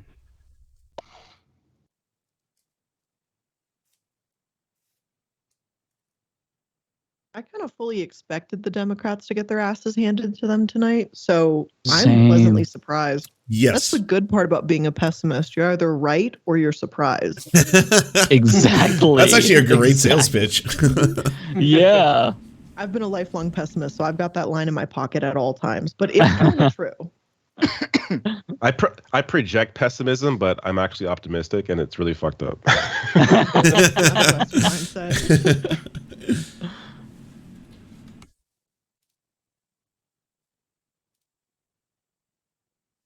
It's 24. The fact that 24 predicted GOP governors to Democrat 18. The Senate is still a dead tie, 46-46. And sorry, Mike, go ahead. Oh no, I had nothing really important to say. I was just going to say the fact that they haven't called the Boebert race is telling. There's not really a change. I think it's over for Boebert. I think so too. I mean, done. I found this on the. Sorry, Siri went off on my watch. But yeah. Either way, she's sweating right now, and I would love to see the look on her smug little face. Just, Maybe Ted Cruz is trying to buy her some last minute ballots or something. Did you all see Ted Cruz get hit by that beer can? Yes. I didn't see that. The dude got arrested, right? Platform. He's in Colorado right now, in Boebert's district, saying, "I'll let you hit me with more beer cans if you vote for her." Some guy with really great aim just guy just clocked Wow. Ted Cruz with a beer at a parade or something. Pretty great. But that's great. I would actually go to that. If he's really saying that, you can come throw beers at me. I think he would be a great turnout. I would pay to go to that Ted Cruz event to throw a beer at him for sure. Yeah, absolutely. And I'm not a violent person, but I do make exceptions. It's like when you go to feed fish, you get the little fish food, but you get canned like a 6-pack and you're just ripping them off. I saw so many different angles of the parade that he was booed at on TikTok. Like you see one and then another one. So it's like he was just booed throughout the entirety of the parade, it seems. And I felt kind of bad because the look on his daughter's faces was just pure like sadness. So that kind of hurt. But he just had his smug, ugly face. Just it's nice to see that. But I felt bad for his kids. They shouldn't have been at that parade because he knows the effect that he has on people. It's vomit-inducing. Exactly. Just keep the kids at home because no one likes you. Right. Like you're going to get somebody that heckles you or gets up in your face and harasses you. Could be a Republican as well. Like the far right seemingly doesn't like him too. What's that guy? The one who sexually harassed AOC, Alex something. He did this. He got up in Ted Cruz's face. Yeah, Alex Stein. He got up in Ted Cruz's face. He was supposed to be on that stream I was on earlier. Okay, so really? What stream are you on? Okay, hold on. That sounds terrible. I need to let you all know this. Every single one of you has to know this about Alex Stein, okay? Because your audiences should know this as well to give you ammunition whenever anyone brings up Alex Stein, because he's the same asshole who has filmed all these kind of like gotcha pieces and stuff like that. The guy is a 9/11 truther of the highest order, not the ones who are like, oh, maybe they planted a couple bombs, maybe it was controlled demolition. I'm just asking questions. What about Tower 7, bro? He's full blown like fucking. There was a hologram and everyone was mass delusioned with these like rays kind of shit. Like it's all recorded in 4K. So when someone brings up or uses Alex Stein against you, if you're a leftist, just fucking go on Twitter. Hey, it's Vadim has posted all the receipts. The guy is like one of the most extreme versions of a 9/11 truther that you can get. Oh God. Yeah. Oh, I'm reading this, by the way, right now. Apparently, this is from the president of the group Next Gen America. Okay. Young voters are breaking 3-1 for Dems. No generation has been this progressive or politically engaged in American history. You fucking Zoomers! I love you. Oh, goddamn Zoomers! Hell yeah! Yes. Should we send the fruit basket to Hassan right now? Also, I have some good news. They're projecting that my state is not going to go red. The spoiler has already conceded, and it's been called for the Democrats. So, I don't have to deal with that. Yeah, we'll protect reproductive rights here. Although we are saying no to making healthcare right in our Constitution. But you know what? It wasn't going to do anything anyway. So you win some, you lose some. Yeah, you can't win everything, unfortunately. Exactly. How's Pennsylvania doing? We haven't checked on that in a moment. I just saw an update from Decision Desk. With 95% in, Fetterman is still up, winning 49.13 to 48.43. That's pretty close. About 30,000 vote difference. Thank goodness. that one would have been like the heartbreak of the evening. Oh yeah, without question.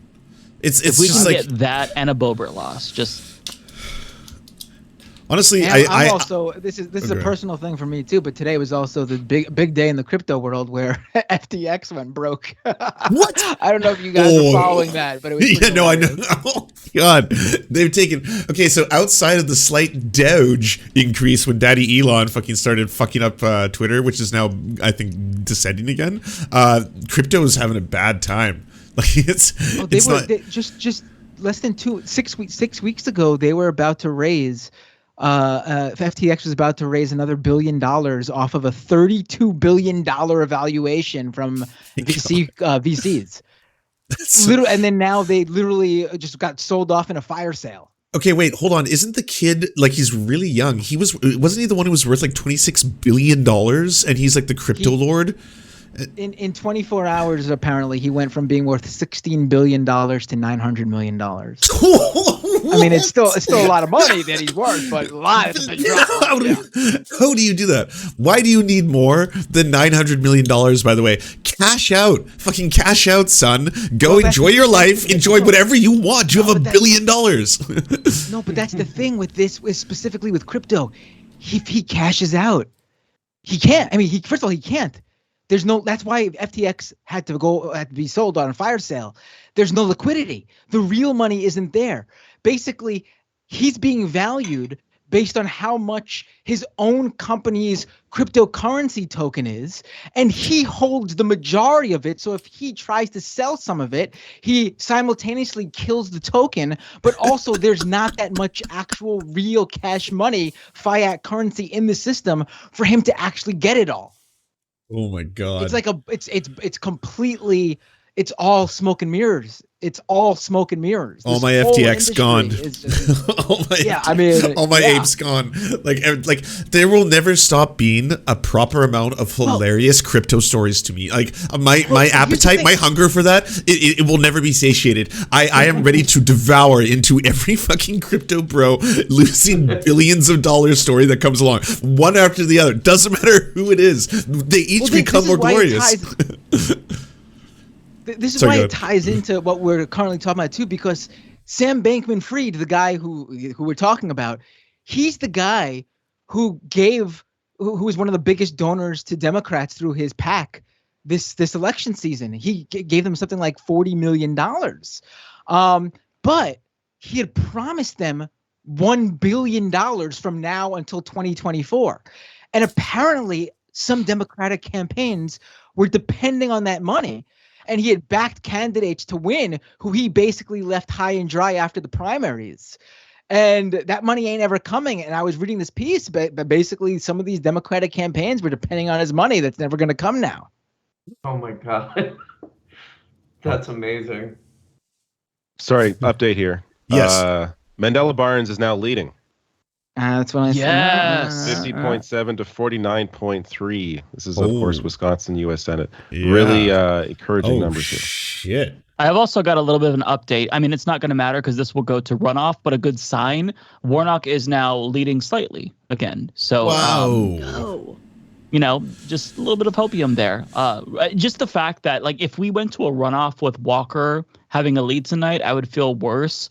Not because that's an indication that he's going to, win in the next part, but like he just should, like by principle, it shouldn't even be close. So yeah, it'd be nice it'd be nice to end the night with Warnock ahead if it does go to a runoff. I think that with Democrats not having to focus on other races, they could really focus on Warnock, and they could pull off another victory like they did back in 2020. So if it goes to a runoff, I do agree with David Doel, that I think, they probably have it.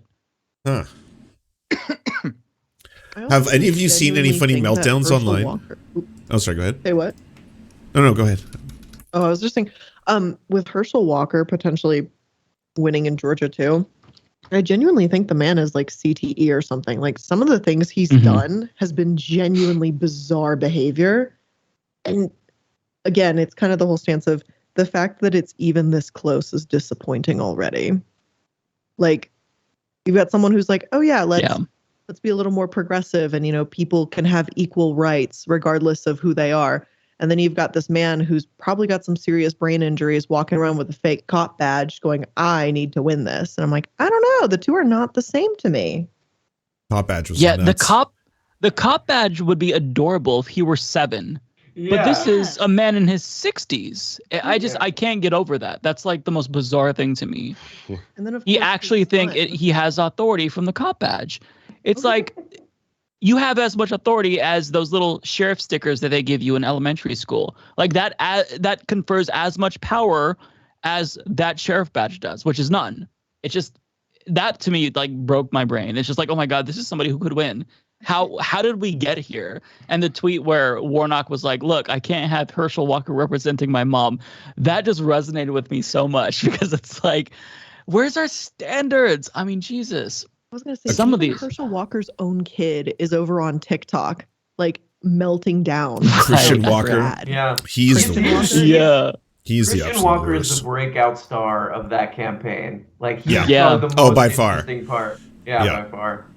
Yeah, I have big news. MSNBC, as of I'd say maybe 20 minutes ago, was doing a pretty hard projection for the House for the Republicans. They've just updated it, so now, as like I think 46 seconds ago, they have the Democrats at 216, the Republicans at 219. You need 218 to win, which means if one seat flips at this point, that would put the Democrats into tying for the House, which is pretty massive because they were expected to be slamming them by this point. And also, if they have 219 seats when you need 218, that means if there's one holdout, if they don't all vote in lockstep, they would also have problems, basically controlling the House as well. Yeah, and on that note of them needing just one seat, it keeps updating in the Lauren Boebert race, and the lead is about the same. Like, she got an extra 100 votes, but she needs to make up quite a bit. So this could be it. Like, it could be the Boebert seat. And it would be very sweet if that happened. Wow. I'm watching Charlie Kirk's stream a little bit, and they seem pretty upset. They don't seem happy. And someone in their chat is spamming. Someone in their chat is spamming. Cry betas, only Sigmas vote Democrat. So they're getting harassed in their chat too. Well, feel silly? Don't we feel like a bunch of beta males tonight? I mean, right? Is that on YouTube or Rumble? I may have to make an account and join. I think it's on Parler. Oh, okay. I don't have it's like it's not my style, but I want to post the blue wave emojis just because I know it would irritate them. No. They Charlie Kirk is streaming on YouTube right now. You could go and spam his chat if you wanted to. Okay, I may just have to do that. Let's see. Blair, I have to ask: is being a beta female versus being an alpha female as important? Do you think to the woman's gender as being a beta male? That's a really good question. But consider this. Most Republicans, by default, consider me to be a beta, always. So the perception hasn't really changed in terms of people's minds that I would need to, consider of what they think of me. So right. I think I'm good. So they just assume if you're a woman, you're a beta, I guess. Yes. Absolutely. By definition, yeah. All women are beta, bro. Some men too, Non-binary people, not sure. I haven't figured it out yet. Yeah, it's weird. Who's a weird character? You guys were talking about Carrie Lake earlier. She's kind of weird just as a person too, because wasn't she saying things like she would leave her husband for Trump kind of stuff? She said Trump is her number one man, her husband's second. Yeah, right. How? There's a weird, it's a weird dynamic there. The Charlie Kirk chat is amazing, by the way. I posted blue waves, and then now all of them are doing blue wave. I started a trend. This is me. I'm taking credit for that. Look at that. I'm going over there right now. I also had to make a quick note because Benny Johnson is there that he accidentally outed himself. So I hope that becomes a trend somehow too. Yeah. Lots of cokes and blue waves. Sure, the House of Representatives stays Republican. It's on. Oh yeah, they got Jack Pacific on there too. Oh man. Yeah. Jack Pacific. So we did it, folks. Blue waves. Still going. Mike has destroyed Charlie Kirk's chat. It's just all blue waves now. I'm doing it again. The guy who's looking at the computer, I don't know who any of these people are, but he was the one all the way on the right. He's stone faced looking at the computer screen. It's kind of funny. It's like we're watching the live stream of a funeral or something. We're doing it on this hate blue wave action too. Yeah, yes. I'm gonna do blue wave. I'm gonna do it too. I just saw you, Matt. We're doing. I'm doing blue waves right now. Hell yeah! Oh, there's Matt Binder. This is totally a hate raid. Let's be real. It feels. I mean, we're not hating. Yeah, we're just trolling. Right. Yeah. We've taken over the chat, folks. This is amazing. Yeah. Let's talk it for a second. So we have to figure out what the fuck happened tonight though. What the fuck happened with Republicans tonight? I'm trying to was it really all abortion? I mean, I would say that's probably the easiest, quickest. Yes, young people voted, and abortion was leading the charge. And honestly, if you want to take the bodily autonomy away of half the population, what do you think the fuck is going to happen, right? No one wants to fucking revert to the Stone Ages. Oh, also, I'm adding, hey, Benny Johnson, remember when your search history made a Google ad sponsor gay cruise to you? Okay, folks, we need to make it. We've got to simplify this though. Benny Johnson, gay in caps. Just Benny Johnson, like lowercase, and then gay in caps. Okay, let's start this trend. Let's go. You know what? This is an interesting. I'm so immature. This is an interesting format for a show. Is just bothering people and other live streams. That's actually not a bad show. We have destroyed Charlie Kirk's chat. Like, yeah, good, I think it's just like nobody can have a conversation in there now. So depressed. All of yeah, they do. Yeah, they look miserable. And you know what? Fantastic. Jack Pacific is a white nationalist. He gets away with this, but he has so many old tweets where he's straight up doing 1488, all that shit. Like the guy, when the alt-right was in vogue, when it was popular, Jack Pacific was all over that shit. He loved the memes, he loved the pepes, he loved the racist stuff. And now he's kind of like back in the good graces of like the Charlie Kirks, the Tim Pools. He's been mainstream, but the guy is like, he's fucked. Yeah. I mean, they really do look like, I mean, God, they look so miserable. Yeah, it's kind of funny. I don't know. Uh-oh, we've been discovered. By who? Somebody said, Humanist Report probably told them to do this. Oh, did he say that out loud? No, somebody in the chat. Who snitched? Who did it? Come on. I put some blue waves in there too. I'm in on it. We're all going down together if we get in trouble. Has anyone blocked yet? I have not yet. I haven't been blocked. They're not in slow mode either. Well, I just told him, I was like, as someone who would enjoy a gay cruise, I got to tell you, Benny Johnson, don't be ashamed of it. There's nothing wrong. A gay cruise would be fucking based. The only explanation for this is people are just hate watching this channel because there's 4 of us, and now you can just hear the clicking on my. Sad. I don't think I've ever seen Jack Pacific this miserable. This is like Nazi tears. Seeing them this sad feels like a win. Yeah. It's all bots, and it's like machine learning bots. So they saw the waves, and then all the bots just put the waves in, and now it's all just the entire audience is mirage. They're looking at the chat. Jack Pacific is. I think Kelly Cooper has a real shot too. I mean, look. What? This is insanity. I mean, I feel this is low tier activism at this point. Is that dude taking a Snapchat in the year of 2022 like that? Sorry, what was that? I do kind of feel like the waves are praxis in a way. Like it's cringe because we're lib posting, but for we are lib posting. We'll be clear, all right. But we're self-aware. Yeah, we're It's memes within memes. Okay, it's meta.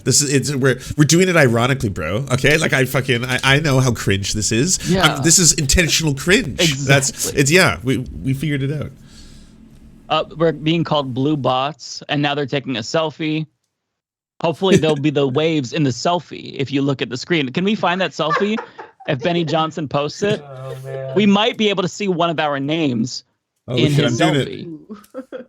Wait, what did Benny Johnson do? What were you referencing earlier? I'm out of this loop, I think. Oh, okay. I'll let me explain it because take it away, Mike. I'm currently typing out another reflective.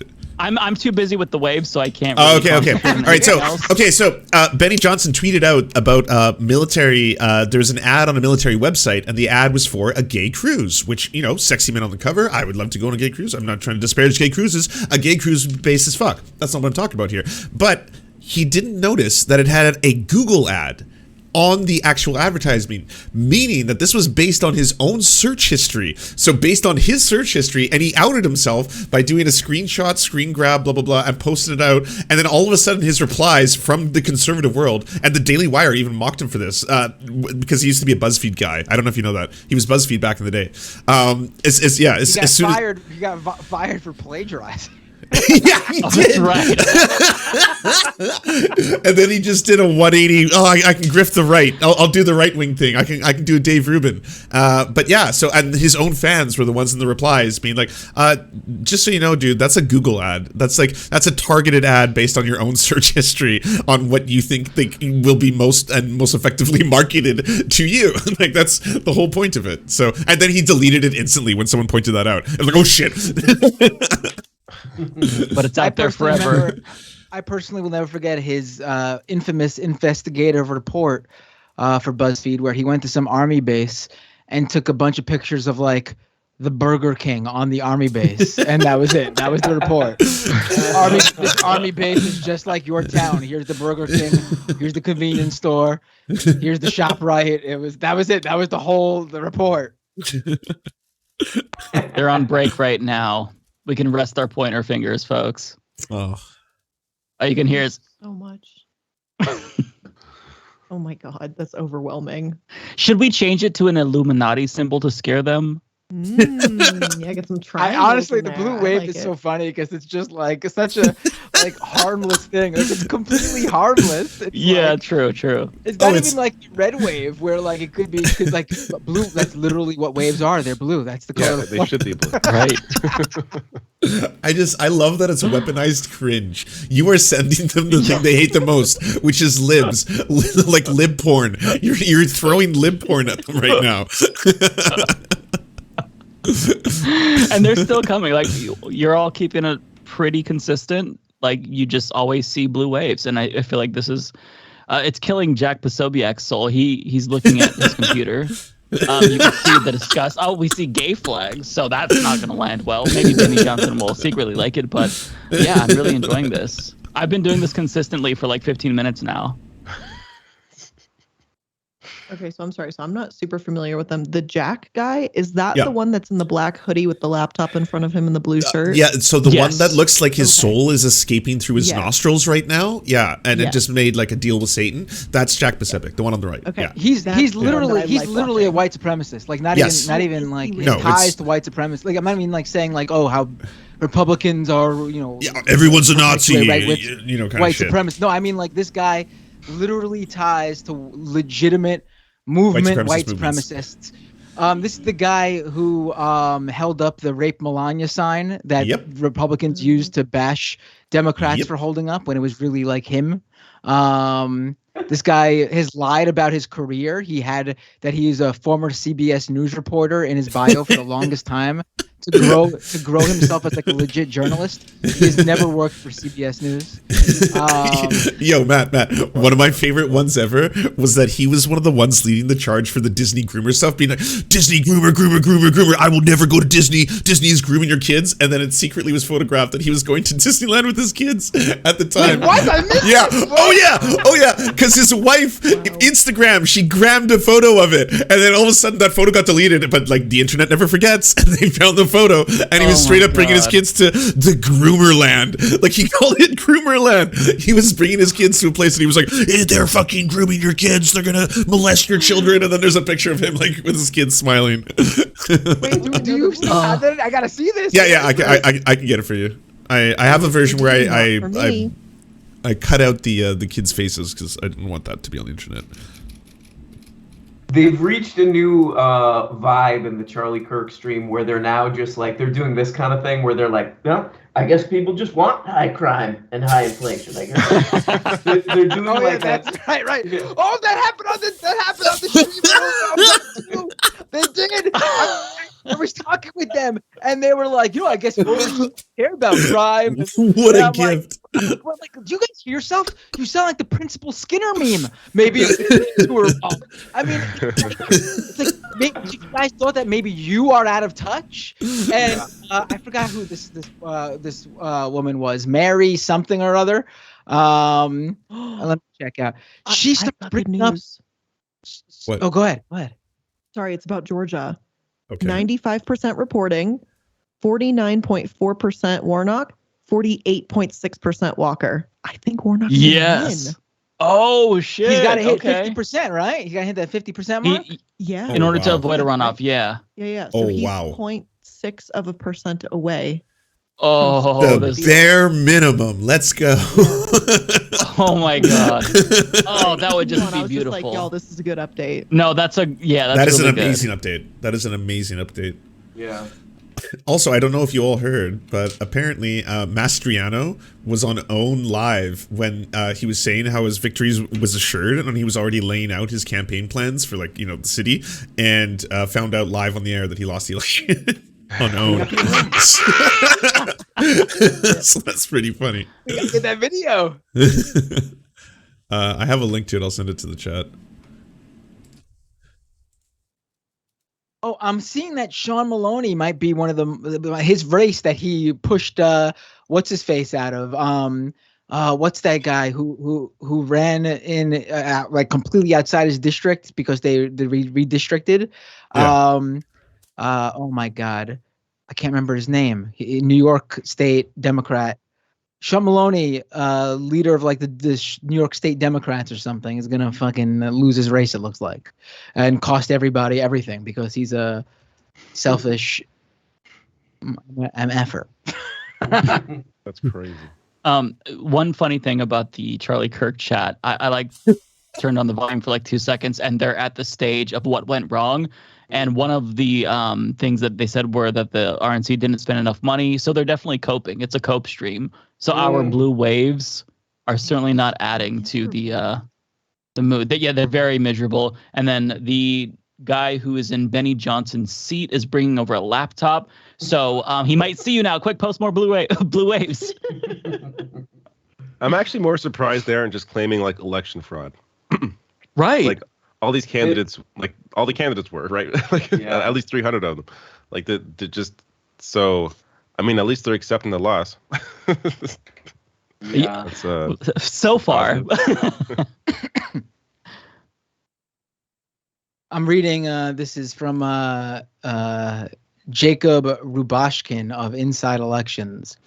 New York looking bleak for Democrats. Zimmerman lining up to concede. Riley trailing in New York 19. Maloney on the rocks in NY 17.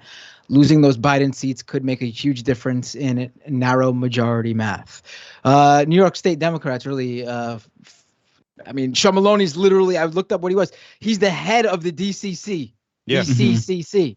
I mean, what the? This is. It was Mondaire Jones you were thinking of, right? That Mondaire Jones, thank you. Yeah. I could not remember his. I mean, why didn't he fucking run in primary? Why didn't he just run against Sean Maloney? I mean, why did he basically throw his career away and jump to a district that he was nowhere near? I mean, I think so stupid. The worry from him is that he'd be going up against the DCCC boss, because basically, and Maloney would have all the money against him, and he's essentially, again, in the minds of these people, not of me, but like in the minds of them, he's going against the party in a way because he's challenging the head of the DCCC. I think that's kind of the idea there. I totally get what you're saying, but in this specific scenario, he's not like a run of the muck outsider doing a primary challenge. Friggin' incumbent. That was his district. Yeah, I know. Yeah, it's crazy he pushed him out.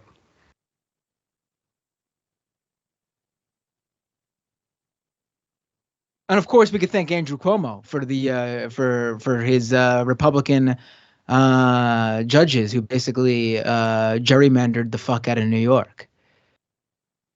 Yep. Andrew Cuomo has caused so much destruction. I don't think people realize the reverberations from that shit. The legacy. Yeah, total creep.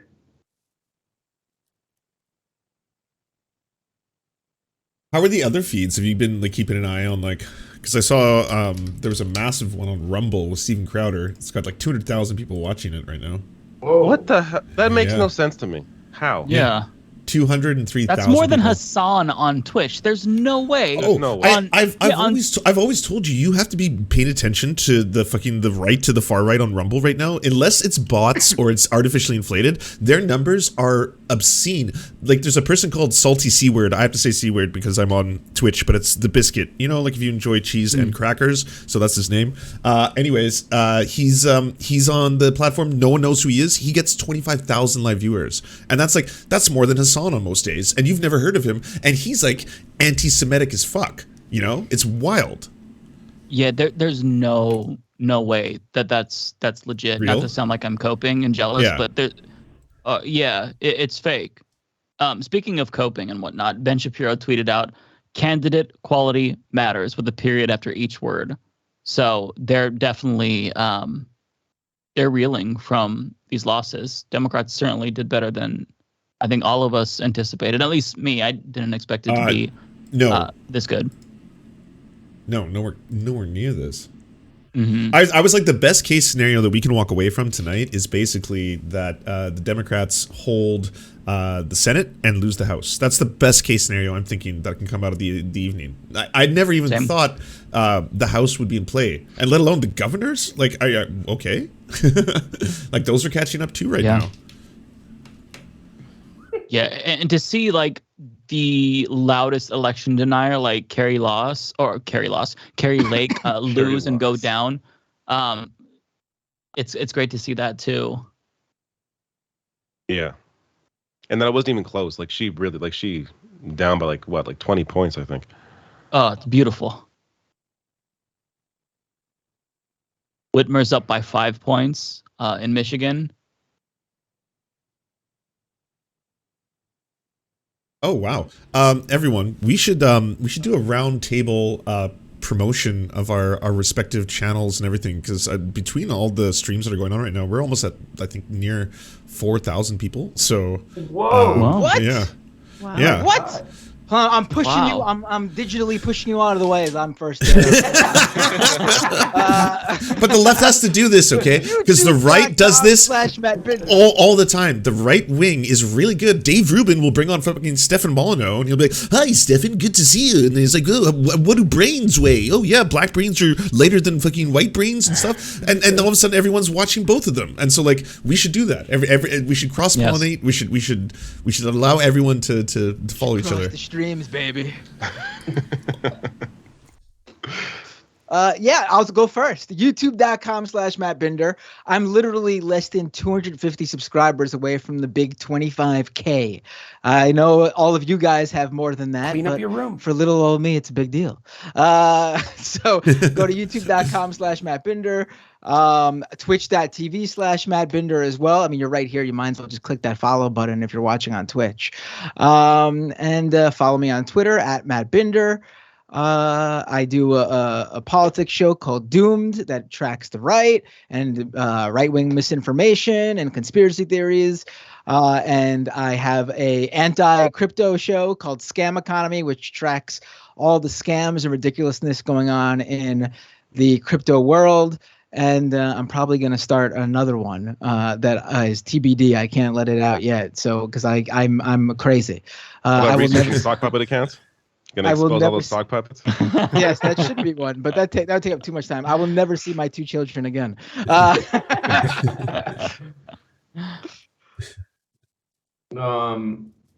was gonna ask you guys. I'm gonna stream on Friday. If any of you guys want to come on, I mean, I'm not gonna get the kind of numbers that you got right now, but if anybody wants to come on Friday, please come on. My channel's RM Brown on YouTube. That's it. That's all I got to plug.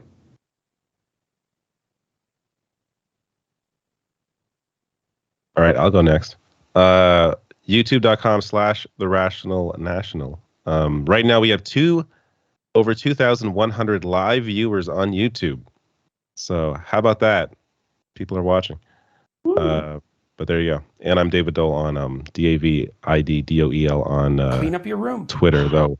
I'm not sure how much longer I'm going to be, using Twitter if it keeps going the way it's going. Oh no! Don't no! Stay on it. Stay on it. Well, I'm gonna stay on it, but at some point, if he starts to, if it's like pay dude, pay for everyone, like that's kind of behind the scenes, is like paywall completely. Yeah, I was gonna ask. Are you guys gonna call? Cal Moo 13, thank you too. No way. Well, it's embarrassing. Matt, chopping it up. $8 for the mark of the rube. That's what it gives you. Listen, I want to imagine a scenario where Elon Musk is losing all his money, Twitter's going downhill, and the 6 of us are literally recreating that scene in Titanic with the band. Gentlemen, it's been an honor.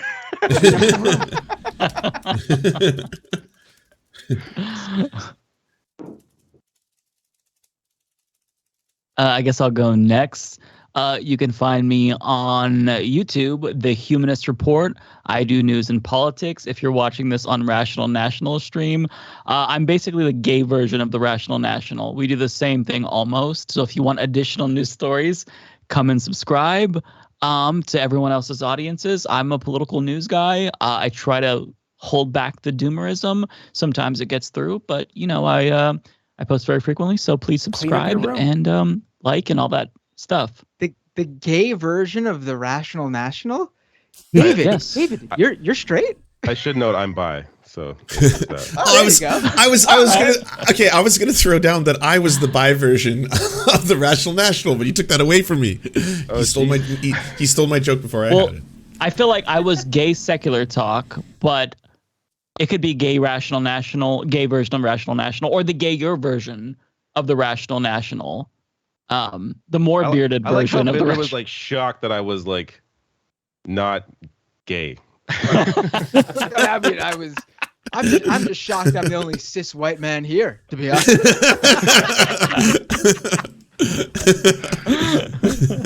He was like, this guy's way too handsome right here to be just a straight dude. No way. Yeah, I mean, I'm starting, now that I know this, I'm starting to question my own sexuality. Holy shit! Well, we can field questions, Matt. NBC calling it for Fetterman. NBC has called it for Fetterman. Nice. Oh shit! Oh shit! Gonna pull that one up. Fuck Dr. Oz. Fuck you. Yeah. Oh, god damn. You piss-drinking, puppy-torturing motherfucker. You jabbed a needle into your sister's skull. It is absurd that you got as far as you did. Not to mention, you fucking sold diet pills that made people's hearts fucking palpitate and stop. You had to go to Congress for it. It's like the bare minimum that the piss sommelier does not win. The piss sommelier is not going to be elected. Like, fuck the piss sommelier. All right? That motherfucker. He is Go ahead. I was gonna say Dr. Oz is an Oprah creation, right? Like he got to start with Oprah. Is that the deal? Yep. Yeah, because Dr. Phil is kind of like that too now. I watched a Dr. Phil Joe Rogan interview. Oh, I saw your video. That was crazy. He's like a full-on, like pull yourself up by your bootstraps, like right-wing propagandist now too. So Oprah, what's going on? What are these monsters, these Frankenstein that you're creating? Come get your trash, Oprah. Like she finally endorsed Fetterman like a few days ago. Like it took her forever to come out against. Better than I'm glad she did, but Jesus, should have came earlier. Yeah, she didn't give him enough time for him to cut an ad off of her endorsement, which kind of irritated me. That would have been good. Good. I guess. Well, I'll go next. If you're listening to this and you're enjoying the silly things I'm saying, my name is Lance. I'm the dumpster fire political silly guy on the internet. And if you want to follow me, you can go to youtube.com/thesurftimes. You can go to twitter.com/thesurfstv or twitch.com/thesurfstv, where I'm broadcasting live right now. And I also make documentaries on things like Gamergate and other weird shit at youtube.com/thesurfstv. If you want to have some silly stuff there. And then I guess I think Blair's the last one to go now. Yeah, sorry, I guess I'm the last one. Hi, I'm Blair, or the Illuminaughtii. Over 1.5 million subs over on the youtube.com.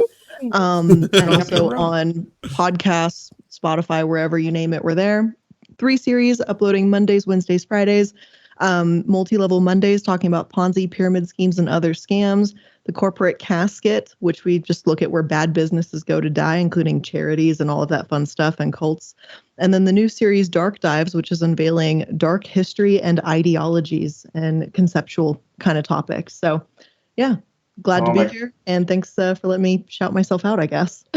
You got one new follow for me. I'm definitely going to follow your channel. Hell yeah. I subbed also. Yeah, it's great stuff. Watch your video on the Nexium cult. The Nexium cult's good. Yeah. Blair, what's the name of your channel? If you literally on YouTube just type in II, it will autofill because it's spelled Illuminaughtii all weird. So if you just II, it'll just autofill it in. I spelled it really stupid because I thought it looked like a palindrome and I thought I was cool. I was not cool. So here we are. Oh, that would have been cool though. I should mention also that I'm at 499,000 subs. Oh shit! You're like so close, people. Oh shit! Right on the verge of 500,000. Subscribe. So if you're not subscribed to me, wherever you are watching right now, please subscribe. Get me over that hump. That's a massive milestone. Trashomancer, thank you for giving us a sub. The Bound Whisperer, thank you for a prime. Ginger Sani, thank you for the prime. I think honestly, Got some waffles, thank you for the 5 gifted subs. So generous of you. I really appreciate it. Like I outperform in terms of how long people the do Mick videos. Carey, thank you for subscribing. Dave Myers, thank you for subscribing. All dude, but in thank terms you for of the new prime. Appreciate all of you. I love all of you. On videos, that hype train is fucking blown up. Thank you so much. That's so generous of you. Videos, which is like unheard of in any other YouTube vertical. Like it's all, most people get new, like people that are unsubscribed watching their videos. Mine are, the vast majority are subscribed. So that means that my videos are not being served out. And this is not just me. This is like me. This is, I think this is Mike. This is, I'm guessing Binder as well. I mean, I think all of us, largely for whatever reason, if you're like a political channel and you're independent and you're separated from a website, because that's how YouTube can verify if you are a so-called authoritarian or authoritative news source. If you have no website, then you are kind of put into this group where your political videos are largely going out to the same audience. So it's all like word of mouth, basically, is how our shit spread. Yeah, Kyle Klinsky says that exact thing. I think that's fucked. Him too. He's been stuck. Up. He's been stuck where he's been stuck out for like a year and a half. Like it's crazy. Crazy.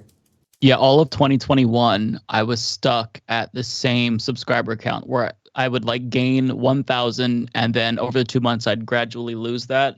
And then finally, as of 2022, we got 10,000 more, and I've sustained that. And we're slowly growing, but every once in a while it goes right back down.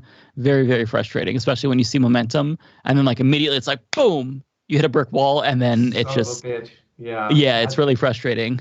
I got an idea for this. Maybe we can all try this, okay? This is my strategy. I'm going to start doing very, very pro YouTube content. Like every video is going to be like, YouTube's amazing, guys. Oh my God. And more people just watch this, right? And then like maybe in between there, somewhere I'll slip in some kind of subversive message, you know? I like that. It'll be like old Hollywood. Yeah, it'll be like old Hollywood where you would have to be like, this is a wholesome thing, but it's secretly there was, you know, like all kind of, you know. I mean, that's the best idea I've heard so far. So yeah, there we go. Let's YouTube try it. suppression is no joke. Like anytime I do an episode that's particularly controversial, it not only suppresses that, but then suppresses the channel for like 3 to 4 weeks. Oh yeah. Like, I think a year and a half ago, I did something covering like the Uyghur Muslim situation in China. Totally tanked the channel for like 5 weeks, 6 weeks, something like that. Just absolutely nothing went. And I was like, I think this is an important topic, but apparently YouTube did not agree. That's wild. It's painful. Yeah, it's so messed up. God, those communists. But I mean, I don't know how you guys tag your videos or anything, but I put my stuff down under educational. Trashomancer, thank you for the 100 biddies. Trev Tennessee, thanks again for the 1,000 bits. I'm Trashomancer, thank you for getting out a 1-tier community sub. And the Bow Whisperer, thank you again. People are like, and Ginger Sony, thank you too for the prime. Appreciate all of you. And now you're just a stupid liberal. And I'm like, I don't know, Chief. If you look at corrupt businesses and why they're allowed to be corrupt, you wouldn't be right-leaning either. Yeah. That makes like complete sense too. Well, if it makes you feel any better, Blair, I've gotten the comments of, you used to be like actually progressive, but now you're just the neoliberal. But then I'll also get the comments that, oh, well, Mike used to be really reasonable and now he's a commie. So it's like, okay, I don't know how to respond to that. So see, I get a good laugh out of it because I used to be most of my life actually quite conservative until probably around 2014 or 2015. And so I know the games. And so it's just funny when I see the comments where like, you stupid liberal, you gonna take our guns away and stuff. I'm like, no, babes, you go far enough left, all the guns come back. Don't you worry. So true.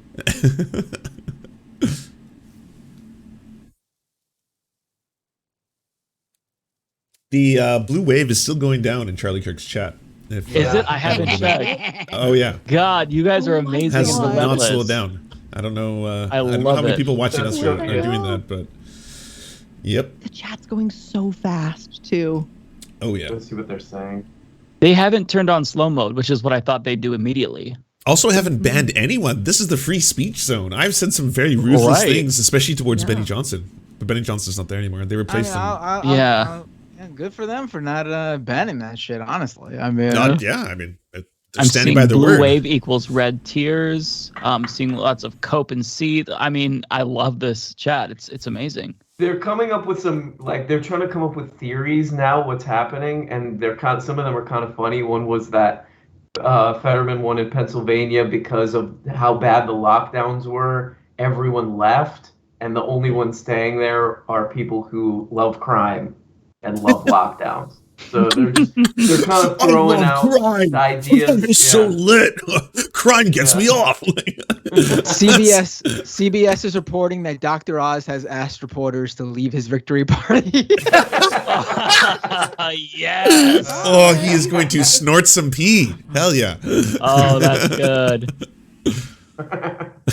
You know what was really funny? I don't know if you saw who's the lady on Fox News, Fox Business with the really annoying voice? Baratomi or whatever her name is. Maria something, yeah. Yeah. She was the first person to talk with Oz after Oprah came out on her podcast for Fetterman. And she asked Oz what he thought of that. And he couldn't even, like, I don't know if Oprah has something more on him or he just still knows where his money is made. He was like, listen, I love Oprah. We just have different politics. I mean, any other, if someone just endorsed your opponent, you would have been like, they don't know what they're talking. You would have gone full, against them, attack them and everything. But he was just like, I love her so much. It's possible he was thinking, like, if I lose this race, maybe I'll need her again in some way, for some reason. Or like keep not need her, but keep that audience. Like keep enough of those liberals. Balance Cats, thank you so much for the $5. Really appreciate that. He relied forever on Oprah's audience. And Oprah's audience, I have to imagine, largely leans Democratic. So if he turns off all of Oprah's followers, then that potentially alienates him from which I think he already has, separate himself from being able to recapture that audience. But I guess maybe in his mind, he's like, if I can keep a connection here with Oprah, then I still got a career in something. Top 10 anime betrayals of all time, I gotta say. By the way, Jack Posobiec, the white supremacist, has barely moved from staring at his computer, looking like, again, his soul is leaving his body. It's so glorious. It's like it's inspiring right now. It's like a poem. Someone has to write this. It feels like a win to see them sad. Yes. Speaking of wins, we've got another important one, kind of small but important win. So in Michigan, the Secretary of State race, it went for the Democrat. This was Christina Karamo was the Trump-endorsed basically election denier, which is coup happy. She lost. She went down, and she went down by a lot. The difference is 164,000 votes. It's still coming in, but she lost big, which is why they called it early. So this is huge because this is another potential state that Trump could try to contest, and now he has one less crony. So very, very good to see this. Nice. I mean, yeah, I know iilluminaughtii, you were saying that you came to this as a pessimist, and you too, Mike, actually, you were super doomed. So this is, I will say, an amazing roller coaster ride to have watched so far with all of y'all, because it's interesting. This is not how I saw the night playing out in any way, shape, or form, or the right did. Like the right now are beside themselves. They were all fucking red wave, baby, America's back. Look at this. Well, this is great. Yeah. It is truthfully what it is. Again, being pessimistic, you're either right or you're surprised. 100%. Yeah, I'm feeling great right now, honestly, because when your expectations are so low, the lowest they can possibly be, the only way to go is up, baby. So I'm feeling good right now. I did not expect the night to go this well. Same. I kind of expected to wake up tomorrow and get ready to, become a second-class citizen, go get my ball and chain or something. So, looking slightly hopeful. Okay, so someone in Charlie Kirk's chat was like, who the fuck are all you fucking commies? What is going on? That's so embarrassing for them. Came here for some right-wing tears. Cheers, a $1.99 super chat that was just sent by Bahamut. Shout out to Bahamut in Charlie Kirk's chat. Thank you for the super chat to Charlie Kirk. That must be weird to see your chat being flooded by blue waves right now. Well done, Mike. I can't believe that was you. It's weaponized cringe.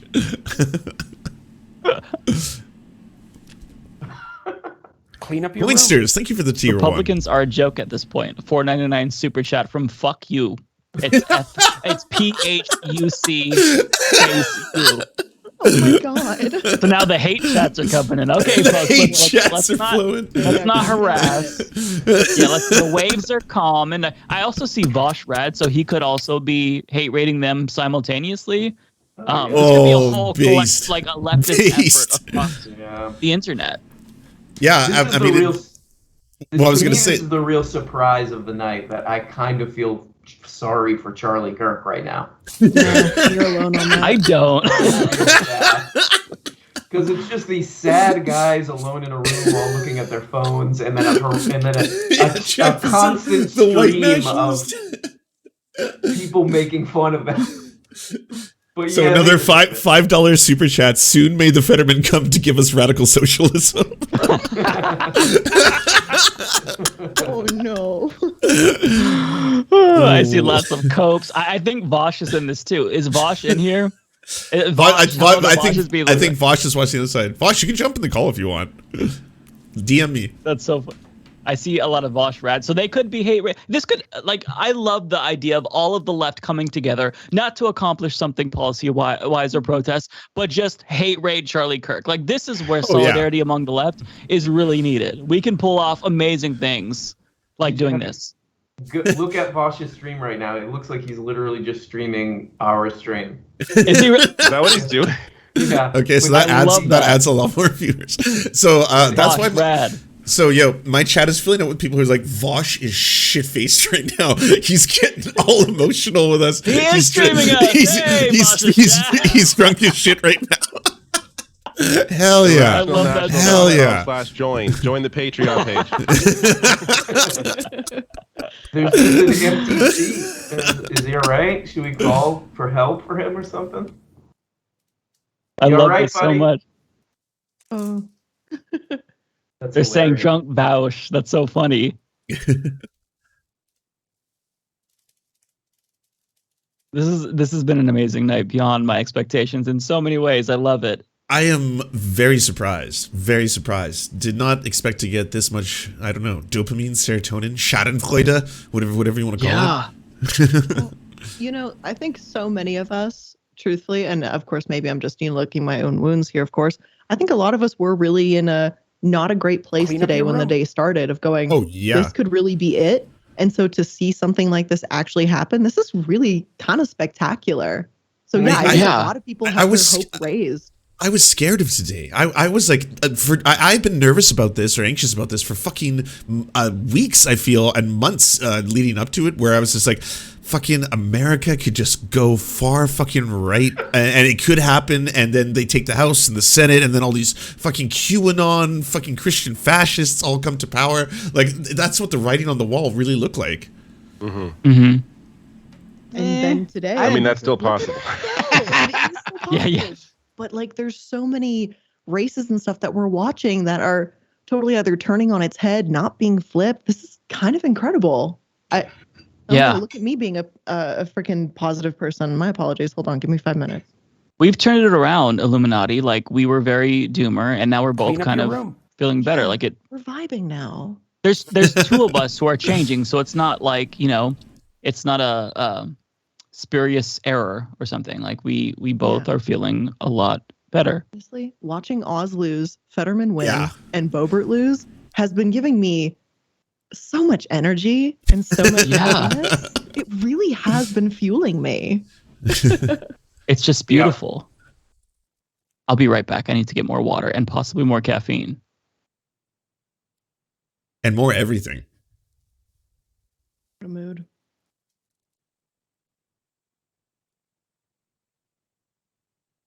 There's still blue waves all in that chat. I know that it has not slowed down. And rainbows and everything. It's great. Oh, it's amazing. I don't think I'll ever get tired of seeing Jack Pasebic's face look like this. Like just he's got permanent soul crush, like resting face. That's it. It hasn't moved at all either, you know? So you know what? Are we're talking about the blue shirt guy, right? The one that you guys said is like a Nazi, like yeah, he's the one on the right. Yeah. Like he's sitting he's the one who has not looked away from his computer or his cell phone with in the longest time. In front of him. Yes, yeah, right? who's got it looks like he hasn't slept in days kind of shit. I figured it out. I figured something out about him. It is not factual at all, for the record, but his like eyebrow situation is nearly identical to Marjorie Taylor Greene's, and I think there's a connection. Do an Alex Jones tier conspiracy here. I want to see how they're connected. Come on, brother. I want to find out. Yeah, what have they been drinking? I just want to know.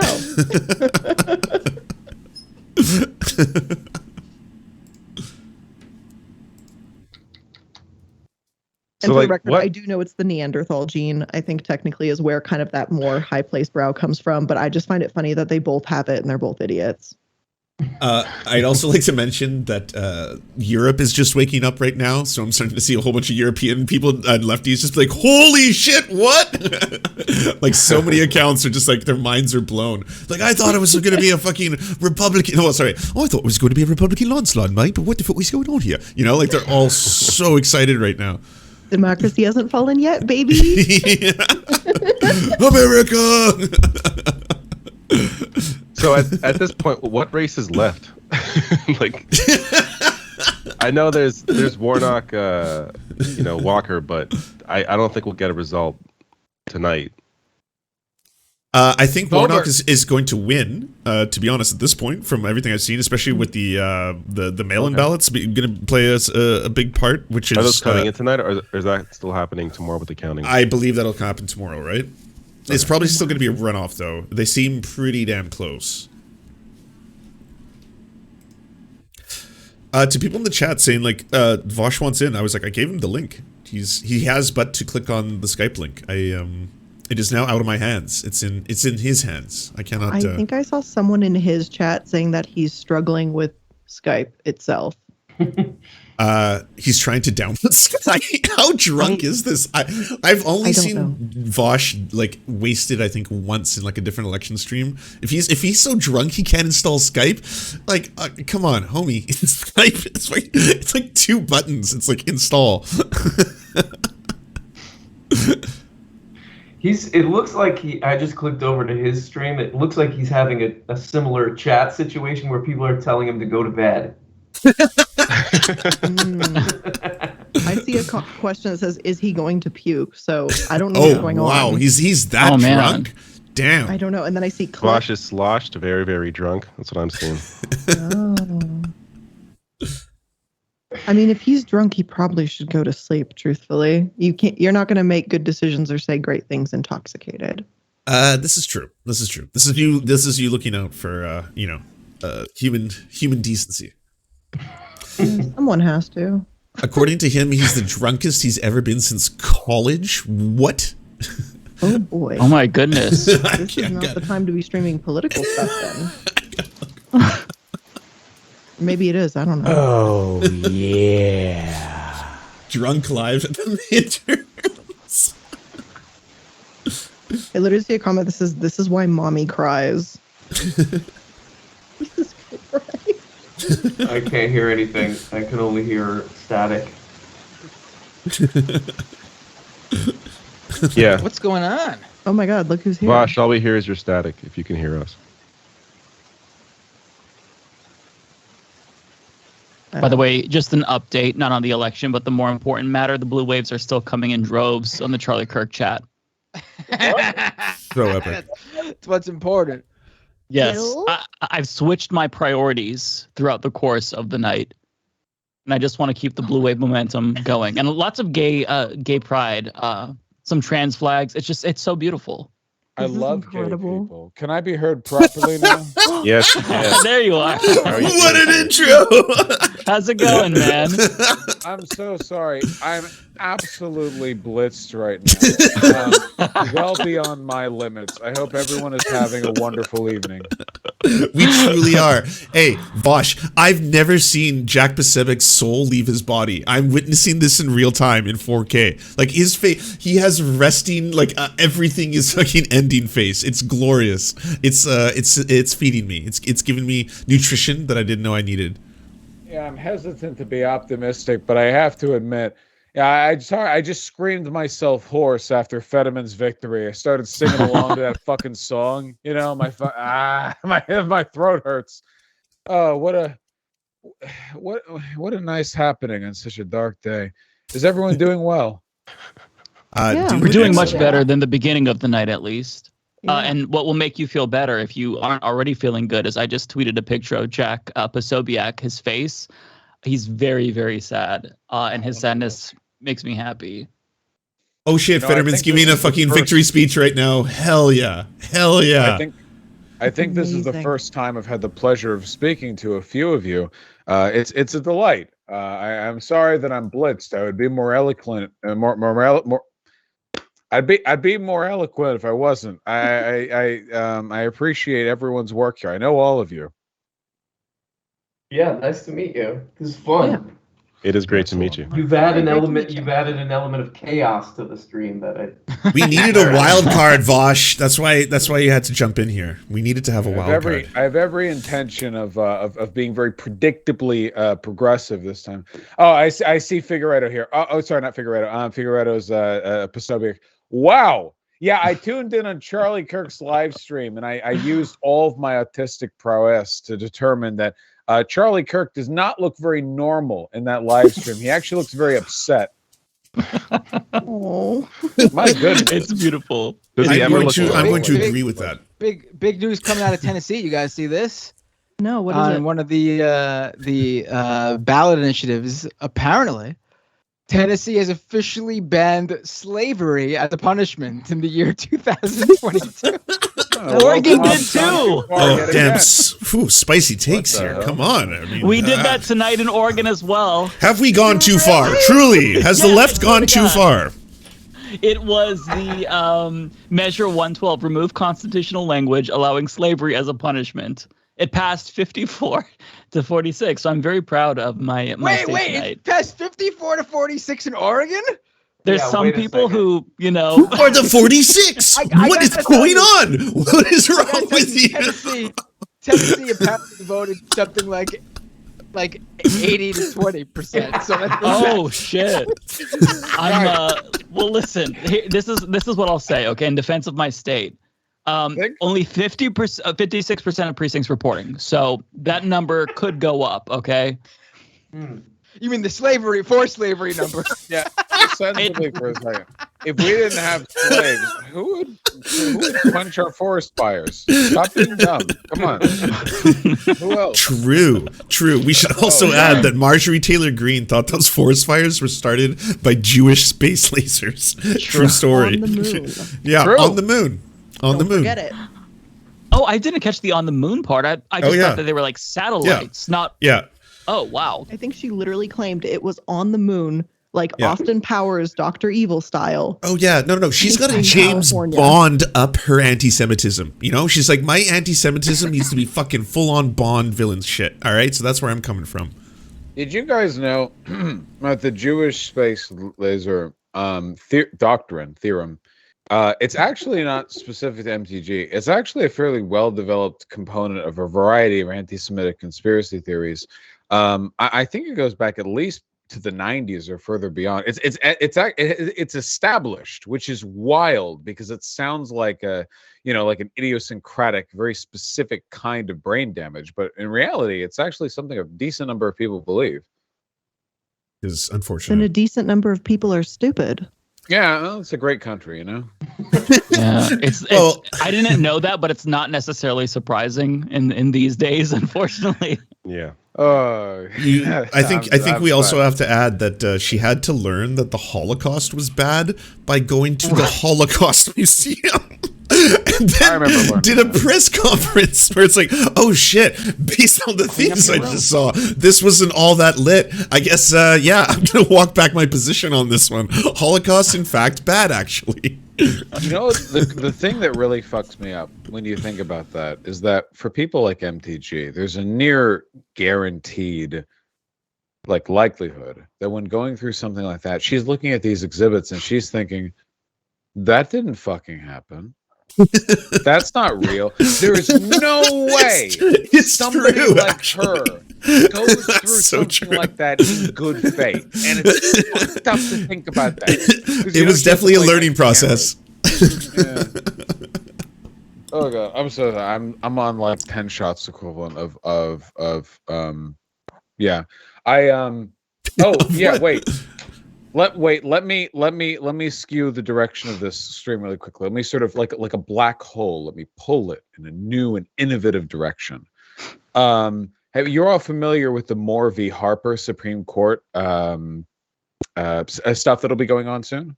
Oh yeah, December 7th is when it starts. Mm-hmm. Yeah.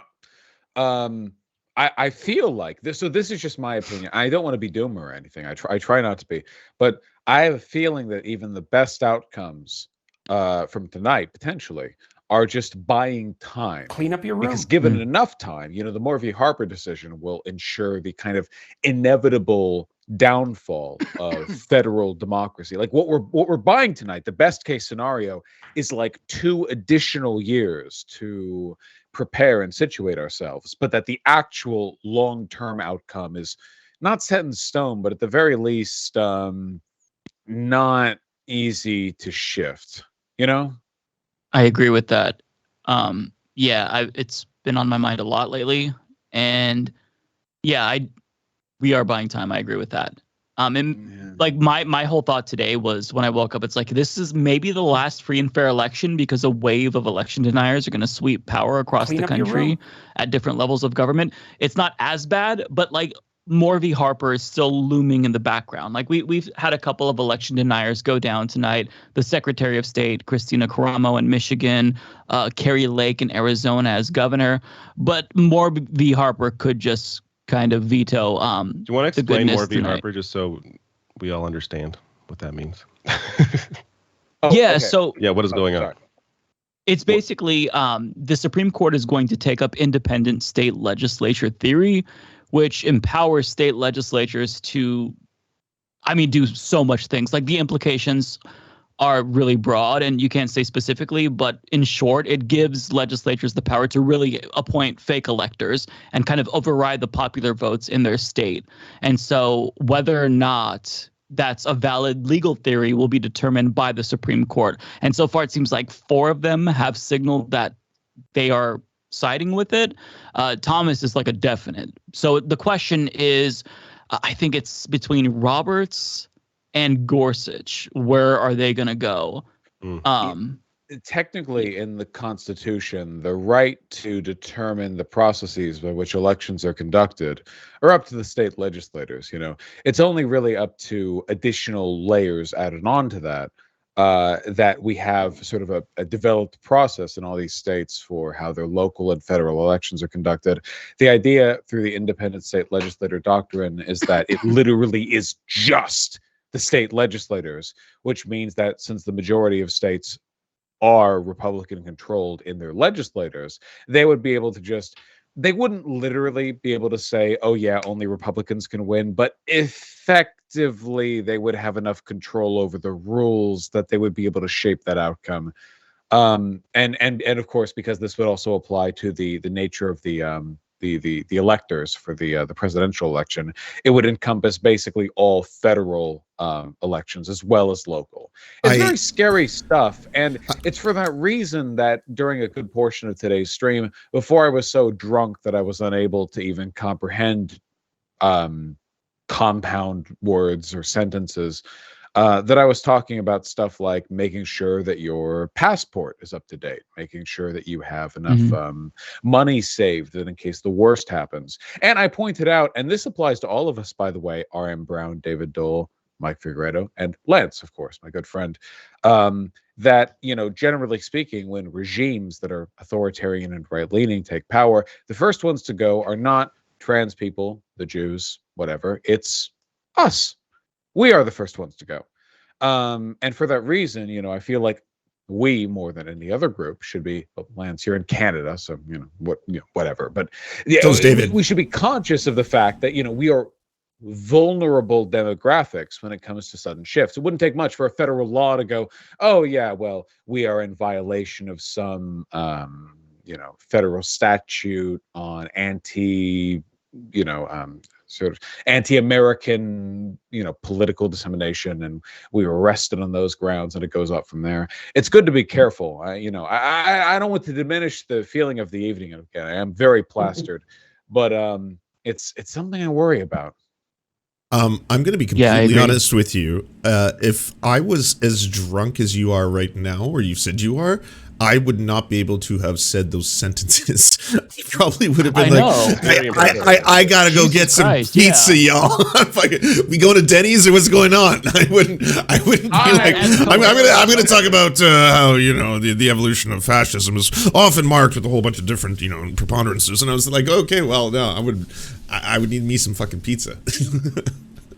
I wish I was at Denny's so badly right now. Sadly, I have alcoholed my way through my calorie limit for today, so this is all I get.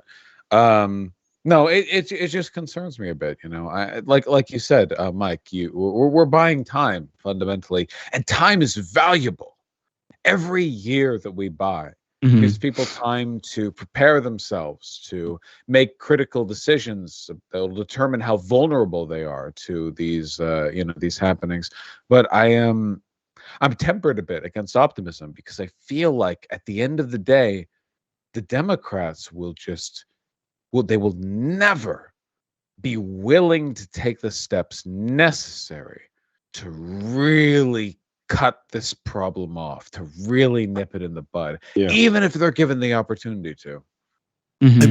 My one question would be, when you said we, what are you referring to? Do you mean people in like left-wing media or public figures? Because I would probably not agree that they aren't actually targeting trans or marginalized communities. Like they're broadcasting that stuff. They are going for LGBTQ plus people and other marginalized groups, indigenous people, black people. Like the right are marching towards like neo-fascism in America at a rate that's so terrifying, in the same way that you see the same shit that happened with, say, like the Nazis, who also like directly targeted LGBTQ people and were fucking, burning down that center and all that kind of shit. No, I fully agree. I think it's just a matter of immediate priorities. In the current political climate, it will always be easier to go after people based on their behavior than it will their demographic nature, race, gender identity, sexuality. Generally speaking, when fascist regimes come to power, their first priority is targeting journalists of the opposition, not only because we're comparatively more powerful than any random trans person, which, again, we are, It feels weird to say that because we're just like, YouTubers or popular online figures. But in reality, we command the attention of hundreds of thousands, millions of people. And it's, that does represent a significant power base. And also, our behavior is explicit. We represent certain positions, as opposed to people who are of groups that would be targeted. I think that in the long run, no matter what, a Republican governorship would involve the persecution of trans or queer people broadly, a group which I would also fit into. But in the immediate sense, like, man, I can just, can't you feel it? The AG under Trump tried to use sedition laws to persecute BLM protesters. I can just imagine right when they get the chance to, oh yeah, actually this is a law that makes it illegal to do such and such. And it's like, critiquing the nature of American hegemony or power or something like that. And a bunch of journalists get arrested right off the bat.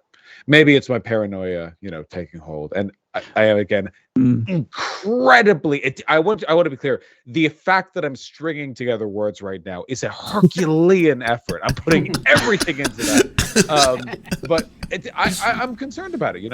I'm not ashamed to admit that I've thought, okay, well, could I do this from Canada or something? I am worried about the future of this country. Everyone should be. America's a global superpower. Our political it is the global superpower. Like, it is the right. You have 800 military bases around the world. You spend like 10 times more than all the other militaries. The rest of the world always watches American elections, like that True Detective, you fucking Matthew McConaughey smoking meme, where it's like, oh fuck, don't fuck this up, please don't go far right, please don't do this, don't go Nazi. We can't. I'm worried about my community, right? My community is majority American, of course, about 50-50 American and non-American. And it's difficult for me to look at the chat scrolling by without thinking, well, given how things are going, how many people are going to make it out of the worst case scenario? Not all of them, that's for sure. It's really sobering. I don't mean to take away from the optimism of the night. If we do well tonight, it buys us years. And that is valuable, but I am, it's a difficult time to be optimistic. That's for sure. Yeah. To your. Oh, sorry. Go ahead, Dore. I was just gonna say. I mean, we have to me the most hopeful thing that's going on right now is we were talking about the Zoomers earlier, and a lot of people shit on the Zoomers. I see a real hope in the Zoomers, and we're also seeing like a labor movement happening, which is like. The Supreme Court, that's like basically what they're there for, to stop. Like if you read about the history of the Supreme Court, they are there to maintain a certain structure of power, and that's part of it. So I'm really interested, what Vaush is talking about, and like a labor movement that's kind of starting, and Zoomers who are more politically conscious. How is the Supreme Court, how is power going to deal with that too? Is a huge question, I think. Yeah, I'll add to Vaush's doomerism, and then I have a little bit of hopium for you all. So to your point about them targeting like the media figures and whatnot, that's essentially what this brand of fascism is. So Viktor Orban, if you remember the Hungarian CPAC, his whole like thesis was that you have to control the media. Like you control the media, you control the population. I'm paraphrasing what he said. So there is something to that for sure. And so I don't have anything positive to add about that. But in terms of hopium, the waves are still very, very abundant in Charlie Kirk's chat. And I wanted to share a tweet from Christopher Rufo that Alejandro Caraballo shared, just laughing. So this is what he tweeted earlier in the night. The left has spent the past 2 years pushing chaos in our country, critical race theory in our schools, and radical gender surgeries onto our children. Tonight they pay the price. And then her response is just, ha, ha, ha, ha, ha, ha, because, that didn't happen. So just seeing the cope, it is, it puts a smile on my face. Yeah. So an unfortunate, I know I don't often get lambasted for this, but I do try to approach most political issues from a Marxist perspective first. And, from a class perspective, it's very unfortunate. And I think everyone has to kind of reconcile with this. The average voter is, and the language I want to use is not acceptable on Twitch, but the average voter is cognitively has a lot of work to do. We are not motivated by the things that actually affect us. God, I wish we were. We should be, but we're not. The average person, you tell them, if you spend enough time telling them, oh, well, actually, America's being destroyed by trans teachers or something, they'll buy into that. And I think, I used to believe that if you could just build a popular front, if you could just, regardless of our differences, and maybe some people are racist. It's not good. You shouldn't be. But, even if you are racist, I would rather a racist be pro-working class than anti-working class. And if you can build off that, maybe we can convince them of the other stuff. Maybe you can bring them into the popular front. But reality hasn't played out that way. And it makes me worried that, there is no tie between empiricism and what actually drives voters. At the end of the day, it's purely money. Whatever issue you convince voters is real, because you control the media, because you're Murdoch or whatever, that's what'll hit them. And that's it. It doesn't matter. It doesn't matter. Inflation, gas prices, wages, whatever. It doesn't actually matter. It could be anything. It could be the belief that aliens will arrive, or trans teachers are grooming your children, or whatever. That at the end of the day, it's just money. And that's a game we lose, always. And it's really unfortunate. You know, I used to take a lot of comfort from the belief that the working class at the end of the day would always be unified under a shared class interest. But I think we're a lot more malleable in that respect than I used to think. Wait, I you guys tell me what you think of this, but I read, and this is a poll, so polls aren't always super accurate, but you know, there's been a ton of information out about what's the main driver of inflation, and the majority of Republicans, not the majority, but the overall majority is much bigger, but the majority of Republicans think that corporate profits are driving inflation. So like they understand, like even the people that were saying, okay, these are the difficult people to win over in voting and in elections and stuff, they understand that part of it. So like the question I'm like asking you guys is like, is all the point of this sort of bigotry and all this stuff to break apart that we all agree on that and that we all understand that economic reality? I think it's also what you prioritize. Like, I just think a lot of those voters, they're aware of the corporate greed, and they prioritize their racism over everything else. Yeah. And their bigotry. Yeah. And you're never going to get those people. And I think that's it's a large chunk, but I think if you can get out enough young voters, and every year that becomes easier because there's more of them to vote, then you can eventually, win over that. The other thing I want to add to that, though, is that there's definitely a really big problem with, right-wing media ecosystems convincing a lot of, rural voters, maybe poor white voters, or, middle-class voters, or all that kind of stuff, that the cause of their problems happen to be trans kids in school, CRT being taught to your children, all this kind of stuff, like creating this kind of, a false consciousness where you're just really afraid of things that aren't actually affecting your life, that don't actually impact your life at all. But it's like, oh goddamn, all the kids are becoming trans because all of them watched this one British cartoon, Pippi the Pig, and now they're all trans. It happened in real time, and all of a sudden it's like, whoa, that's scary. I don't want that to happen to me. What if it happened to my friends' kids, or my nieces or nephews? We have to stop this. Or propaganda, or keeping you scared of fucking criminals, immigrants, everything, every single day. There's another poor black person who stole a whole bunch of baby formula. We have to stop him. We have to stop him immediately. This is what people on the left don't understand, and it's unfortunate, and I regret to understand this. I wish I couldn't, but there is no feeling we experience that is as substantial as the fear racists have of other races. We are but pale bugmen compared to their emotional experiences. We are ghosts compared to what they feel. Good way to put it. Our motivations, our electoral ambitions are but pale facsimiles of the gut-wrenching terror white Republicans feel of Black Lives Matter, what have you. We couldn't even begin. We're like we're simulacrum compared to them. They are so motivated by this, and the traditional Marxist analysis is, of course, oh well, actually it's class based. At the end of the day, they'll be motivated by that. That's not true. I'm so drunk. I'm really sorry, by the way. You can if you kick me from call, I will not take it personally. I can barely understand what I'm saying. Hey, no, that's get out of jail Monopoly card for free. You just handed that shit out, son. I'm gonna keep that one in the back pocket. I'm like, oh shit. If you just kick me from call out of nowhere, I'd be like, yeah, okay, zero insult. Hell yeah. There. I cannot self-evaluate right now, so that's probably fine. But from what I've seen, like people online especially, we all care about politics, right? David, Aaron Brown, Mike, Lance, we all care about politics. We think. Have you met iilluminaughtii, by the way? I don't know if the two of you have ever interacted. She's like a monstrously huge channel on YouTube, much larger than all of us. I only see 4 camera slots open right now. I don't see any other. So Illuminati's oh, in the Vaush call. doesn't even know I'm here. Oh, Matt Binder's here too. Oh, never mind.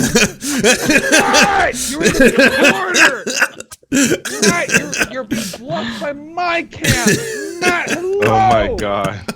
What a wonderful weekend. What a delight. I've been quiet so far. I'm just looking at the results still, trying to figure things out. Greatest gifts of Babylon pale in comparison. Wait, there's another one here. Wait, Blair Zahn? Is that? Yeah, that's me. Hi. Sorry, Hello. I don't have my camera on, but it's good to meet you. I apologize. We're meeting while you are absolutely trashed, but hello. I'm so sorry. My thing only displays 4 cameras. I apologize. Hello, it's nice to meet you. Hi, great to meet you. What are you drinking? He doesn't have by the way? technology. Did you show what's your mix? Yeah, here? what is I've been taking fruity drinks in the style of people who really enjoy the company of men, which I do. All raspberry lemonade and lots of vodka. And That sounds good. I don't actually know how much I've consumed. I wasn't measuring the amount of vodka that I poured, but it's a decent amount at least. Let me finish my thought before I forget it entirely. The only point that I meant to make, and I apologize for the length of the point, is at the end of the day, most people are motivated primarily, by very basic, very irrational emotional desires. It's dumb, it's stupid, it sucks, but it's true. And a lot of people, conservatives especially, have a higher fear response. That's psychologically demonstrated. That's not a biological thing. It's just socially conditioned. And I worry, we all think about politics. I think, oh, well, what's a good candidate? What's a good policy? A lot of people don't really think that. It's very basic group affiliation. And it's unfortunate, but this has happened many times before in history, that the strongest analysis is sort of trumped by the most popular or the most favorable, base fear. And we have not provided an emotional impetus that compares to the fear of trans people or immigrants. It sucks because in reality, trans people and immigrants don't threaten anyone. They're fine. They're great, actually. But you mean conservative right-wingers' fear of it, right? Right. Yeah, exactly. Yeah, we haven't come up with that emotional impetus is so strong in so many people, and it's terrifying because it's baseless. It's not rooted in anything. Trans people are fine. Immigrants are fine. Like all people, they're fine. It's unfortunate. The Democrats, the party, are really, really bad at constructing emotionally satisfying narratives. I hope we're able to do better in that respect, because at the moment, fear is a really powerful political impetus, even if it's totally baseless. It's just, it's depressing. I agree with you, but I would say one of the really cool things to come out of these results so far that we're seeing tonight, which is there was not a red wave and there was a bunch of upsets, is that in the opposite direction, the fear of women not having bodily autonomy seems to play a huge role in this. Half the population does not want to go back to the fucking medieval ages and wear chastity belts and all that other weird shit. They want to be able to have control of their bodies. That seems to be actually playing out in a handful of places that I would assume are deep red states and fucking, that is very, very refreshing to see. And obviously not just women, trans men as well, non-binary people, all that shit, but it's fucking that's been one of the best, I'd say, success stories of tonight so far.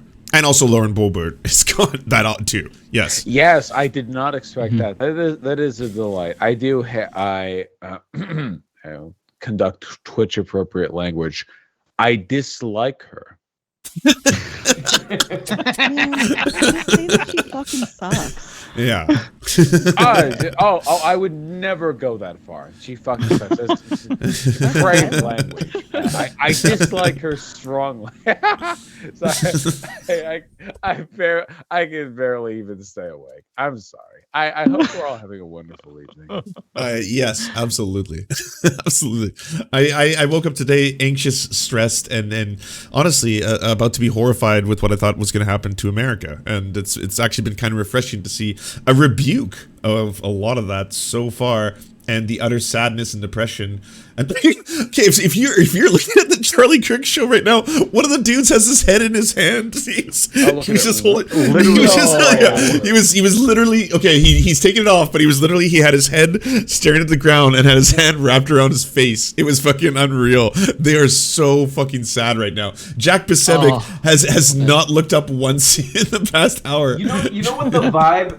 This is the exact vibe of the Charlie Kirk show right now. Is like their girlfriends broke up with them. That's what it feels like. And now they're like, well, she didn't even deserve to have me. Like that's kind of. She was crazy, bro. She was crazy. Okay, don't worry about it. Every negative political happening at the end of the day, it's just sexual frustration pathologized into political desire. You know? It's a redirection of energy. Exactly. You know, it's just that people are horny. At the end of the day, you know, you get right down to it. God, it is it's unfortunate because that really is all it takes to stir things up, right? As bad as things are, and things are really bad to everyone here, to the audience. Things are not good right now, you know, between the Supreme Court, the direction things are heading, the media apparatus. It's not good. But seeing people suffer who we disagree with, seeing their frustration and unhappiness, it's incredible that just that can make the evening a little bit better. And I don't think that's a base or negative impulse on our part, you know? No, because it's human. Schadenfreude, you know? Purely human. And they're bad people. And they suck. And they want us all dead. And it is a delight to see them frustrated in that effort for even but a moment. And I think that it's critical. It's morally necessary that in times such as these, we're able to take enjoyment from their frustration. Yeah. Oh, these are the people who don't want trans people to exist, who don't want gay people to exist. If they are about to fucking start crying, I am so here for that. Hell yeah. Yeah, no, absolutely. Yep, yeah. I want to see their entire worldview get destroyed in real time, in 4K. It's so, you know, I'm so sorry. I don't mean to talk over anyone. I didn't know very many trans people back when I was in college. I knew more of them when I moved to university and so on. You know, you when you're on Twitter, of course, if you're on left Twitter, you know a million trans people because God, left Twitter. But it is truly remarkable. When I was young, when I was a very young person, you know, like 8 or 10 or something, I used to think, well, politics is about good people and evil people. At the end of the day, you know, there's complexity, but sure, fine that. And when I was older, maybe an adolescent, I thought, oh, no, what a child I was. It's actually all shades of gray. There are people who are better than others, but at the end of the day, it's all very complicated. But now, more so than ever in my life, it really is black and white. You take a look at the environment right now and the situation so many people are in, so many trans people, especially because they're the minority on target right now. And just trying to live their lives, honestly. And the crushing weight of the regime bearing down on them, it has never been more clear. I cannot believe I spent so much of my life thinking there was an ambiguity to this, you know? It's like a fake maturity, right? A lot of people think, oh, well, you know, sure, maybe there's good and bad, but it's complicated. It's actually not always complicated. Sometimes it's really simple, you know? By the way, Mike, the chat of Charlie Kirk's is still filled with waves, trans flags, gay flags. Like, it is just still being so spammed. And the occasional person who comes out of nowhere who's like, who the fuck are these commies? That's still happening. Why are there so many commies here? Oh, this is just, this made my night. It's beautiful. I also see a Bobo is gone BB from someone. So shout out to that person. Keep crying. This is beautiful. This made my night. Of course. Here, one last thing. You are all wonderful people, and I watch many of your content. I'm too drunk to interact with other people. You all have a wonderful evening. Many good things have happened tonight. I hope you all have a great rest of your evening. Thank you very much for inviting me. I hope to speak to you all sometime soon. I'm going to take off and ramble to my own chat. Take care. Have a good evening. Yeah, nice chatting. Adios, Vaush. A pleasure. I'm probably getting off now as well because it is late and I have, things to do tomorrow. But this has been great. Yeah, you're on the east side. That's true. Yeah, it is late right now. Oh my. Oh yeah, I didn't even realize that. Yeah, because it's late on the West Coast. It's almost 11 p.m. Yeah, Oh, dude, it's really late for me. I should go too. I hate to jump ship. No, not at all. Yeah, this not has been good. It's I'll probably duck out here too. We'll have to do this more often. Yeah, I feel like we need election. Absolutely. We need to do this more because we never cross-pollinate on the left, and it's super fun. Yeah. And Lots the of right fun, does it responses on so Twitter. well. No, but like genuinely, people have to realize that. I'm not even joking about this. Steven Crowder, Alex Jones was canceled, okay? Alex Jones is not supposed to exist in the online ecosystem. He is on everyone's show. Fucking Tim Pool brings him on. Joe Rogan brings him on. He fucking's on The Quarter, and he's on Blair White's show, and he gets paraded around. And when that happens, everyone's like, oh yeah, fuck, I'll go check out InfoWars and shit like that. The left has to do that on a regular basis in the exact same way because like that's how everyone learns about each other, and like, you know, it's a healthy, amazing practice. Like, you know, let's do it more. I got to read this. You guys had me on his stream. It was great for my numbers. I saw that. I was like, damn, Bender kept it cool on the Tim Pool thing. It would have took everything for me to not kick all those swords and guns off of his wall. You know? I don't know if you heard. I've told this story once or twice in my stream, where I get there, I go into the podcast room, like where the table where they sit around. Mm-hmm. I've not met Tim yet. He walks in, immediately takes one of the swords off the wall, and starts cleaning it with a rag. And that's my first time meeting Tim Pool. I'm like, oh, hey, man. He's like, oh, hey, nice to meet you. And we were talking as he's cleaning this fucking sword with a rag and whatever cleaning fluid he was using. It was very bizarre. He's not studied the blade and cleaned it. Yeah, I think he's not interesting as a like political figure because he just says all the same stuff. But he's interesting as a little kid got a bunch of money. Like that's what's interesting about him. Yes. 100%. Oh, that is the nail on the head. Goddamn, Iron Brown. Put swords on the wall and like have a weird compound in the middle of nowhere where there's no parents and stuff. I want to be Nickelback. Let me be Nickelback. I have the money to do this. I'm Nickelback now. He's just a millionaire with no parents around to tell him no, you know? Yeah. But okay, really quick before I go, there's this guy who posts Tim Pool stuff, by the way, and he writes this. Tim Pool kept going with this narrative during his live show after it became clear there wasn't going to be a huge Republican victory. He said there are, quote, varying degrees of consciousness, and that people, quote, on the lower part of the bell curve can't be relied upon to vote. So there you go. That's Tim Pool's take, political take on this. Wow. Okay. But on that note, guys, if anybody wants to come on my stream Friday, please come, please. I will join. Yeah, can you send me a DM on Twitter? Okay.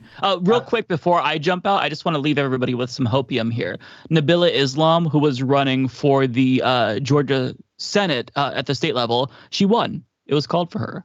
Really, really good progressive, excellent person all around. Really, really great to have her. So, you know, it's only sky's the limit for her. I'm getting tired myself, and I'm not even drunk. Vaush was more, I think, coherent than me at this point. I'm so tired. Yeah, some good news. A nice note on the end there. Very nice. Yeah, absolutely. All right, see you, folks. Hopefully, I'll talk. It's been a pleasure. Yeah, take care, everyone. Bye. Who's staying on? I'm not leaving just yet. So for both the Illuminaughtii and Matt Binder, if you want to stay on, you are more than welcome. It's that awkward time at the end of you know at the end of the night when like you had a party and then all your friends have left and then all of a sudden it's like it's winding down. It's like, so you go to bed, dude? It's like, nah, dude. Oh, like it's that time of the night where you want those stragglers to fucking leave. I get it. I get the message. Yes, almost certainly. No, I mean, youtube.com/Matt Binder. Let me get that in there as I see some of the numbers drop because people left. youtube.com/Matt Binder. Please go. I'm very close to 25,000. You guys are wonderful. I'm like less than 100 of subscribers away. So come on, let's get me to 25K. Yeah, I'm just watching the results. If your numbers dropped, mine just went up. I'm over 1K right now, so there's still a lot of people watching. Oh, there you go. Yeah. Okay, I'm not even streaming. I hasn't been streaming all night because I didn't want to deal because I was jumping on these two different streams and I wanted to be able to focus on the content. And if I'm streaming as well, I know I'm going to be focused to making sure that the audio and video is working and nothing fucks up. I didn't want to deal with that. Yeah, fair enough. Yeah, it's pretty stressful. That's why I don't stream a lot myself. It's just a lot. Like if it's just my own stream and I'm bringing people on my stream and they're the ones streaming it on theirs, then that's fine. But if I got to pull in other people's feeds because I'm on someone else's stream. No, I understand that. Holy shit. Holy shit. According to NBC News just right now, House projections have changed. Democrats 217, Republicans 218. Holy shit. Holy shit. In fucking 4K. No way. We love it. We love That's it. okay, so no, this is, if this turns out to be true, this is wild. This is absolutely wild, because keep in mind, that means that the Republicans would require, if this was the final number, they would need to have 0 holdouts for any fucking weird ass shit they want to do. Like they could not have a single person slightly in doubt. And while they do lockstep, they do that NPC shit, they all like all of a sudden coordinate and are like, okay, yes, we will vote to like, you know, eliminate trans people from existing. They like, there is usually one fucking person you can find to break. So that is a very easy egg to crack if it's that small. If Democrats, I would find that person and say, you switch to a Dem and we will give you whatever the fuck you want. You will, the coffers are yours when it comes time for re-election in 2 years. Oh yeah. Well, and for a lot of them, you got to remember this is a career. This isn't just public service for, you know, a term or two. So right. I'm certain it shouldn't be too hard to potentially get someone to flip, but and I want like to have Matt, to go your audio path. got weird. I don't know what just happened, but something. Hold on. Let me actually leave Skype for a second and come back in because it's been fucking up on my end, actually. Afroponics Games, thank you so much. And then there were 2. Oh, yeah. Oh, it's a party now. No, I'm kidding. Where's Matt? He needs to come back. The party just popped off. By the way, thank you so much for joining iilluminaughtii. It's been awesome having you here. You've had that like that really good just like come into the middle of the conversation when like you're like, oh shit, everyone's being, you know, a little bit worried, and then it's like, hey, I actually have some good news. This just happened, and then it's been like, oh sweet, hell yeah. Well, I'm personally really bad at streaming any of this, so I really kind of like this because it allows me to interact more, but I'm just like, all of you guys are really good with the snappy answers and everything, and I have to sit there kind of quietly and sit and process stuff because I see the stuff in chat where people are like, is iilluminaughtii still there? And I'm like, I'm here. I'm not good at live format. So I have to like sit and think things out a little bit before I kind of, you know, compose my answer. No, you've been crushing it. This has been I love being a part of it. It's really fun. This has been a really wild night. It's one of those, like, I know how you came into this being like, you know, I'm slightly worried about how awkward and like nervous everyone is feeling, because like we're all just like, oh shit, it's gonna be a terrible night. But like, no, holy shit, has it been a complete 180? Absolutely. I thought this was the end for democracy for sure. Yeah. And maybe I mean, I kind of agree with what Vaush said, where this is probably just holding off a potential inevitable for a couple years down the line, but it's a couple more years for us to make changes. It gives us more breathing room, right? Like no one here is a fan of the Democrats. No one here is like, you know, especially a lot of like really corporate Democratic candidates. Excuse me, speak for yourself. But, and it's a big old but, they are not going full-blown fucking, you know, neo-fash right now. Christian nationalist, which is nice to see. You know, if I had to have a choice between the two, I'm probably going to settle on the non-fucking, we're going full-on Christian nationalist side. Look, as long as we don't go there, that's pretty bad. You know, I heard this like quote or saying, so like this isn't my ideology, but where someone probably on Twitter said at one point, if the U.S. saw what the U.S. was trying to do right now, but we were just a different country, we would have already invaded ourselves. That's so true. And sometimes I find it really disappointing that, like, you know, or stage a coup or something like that. Yeah, we would have already invaded us. Absolutely. It's like we saw another country was doing this shit. No That's question. really just disappointing.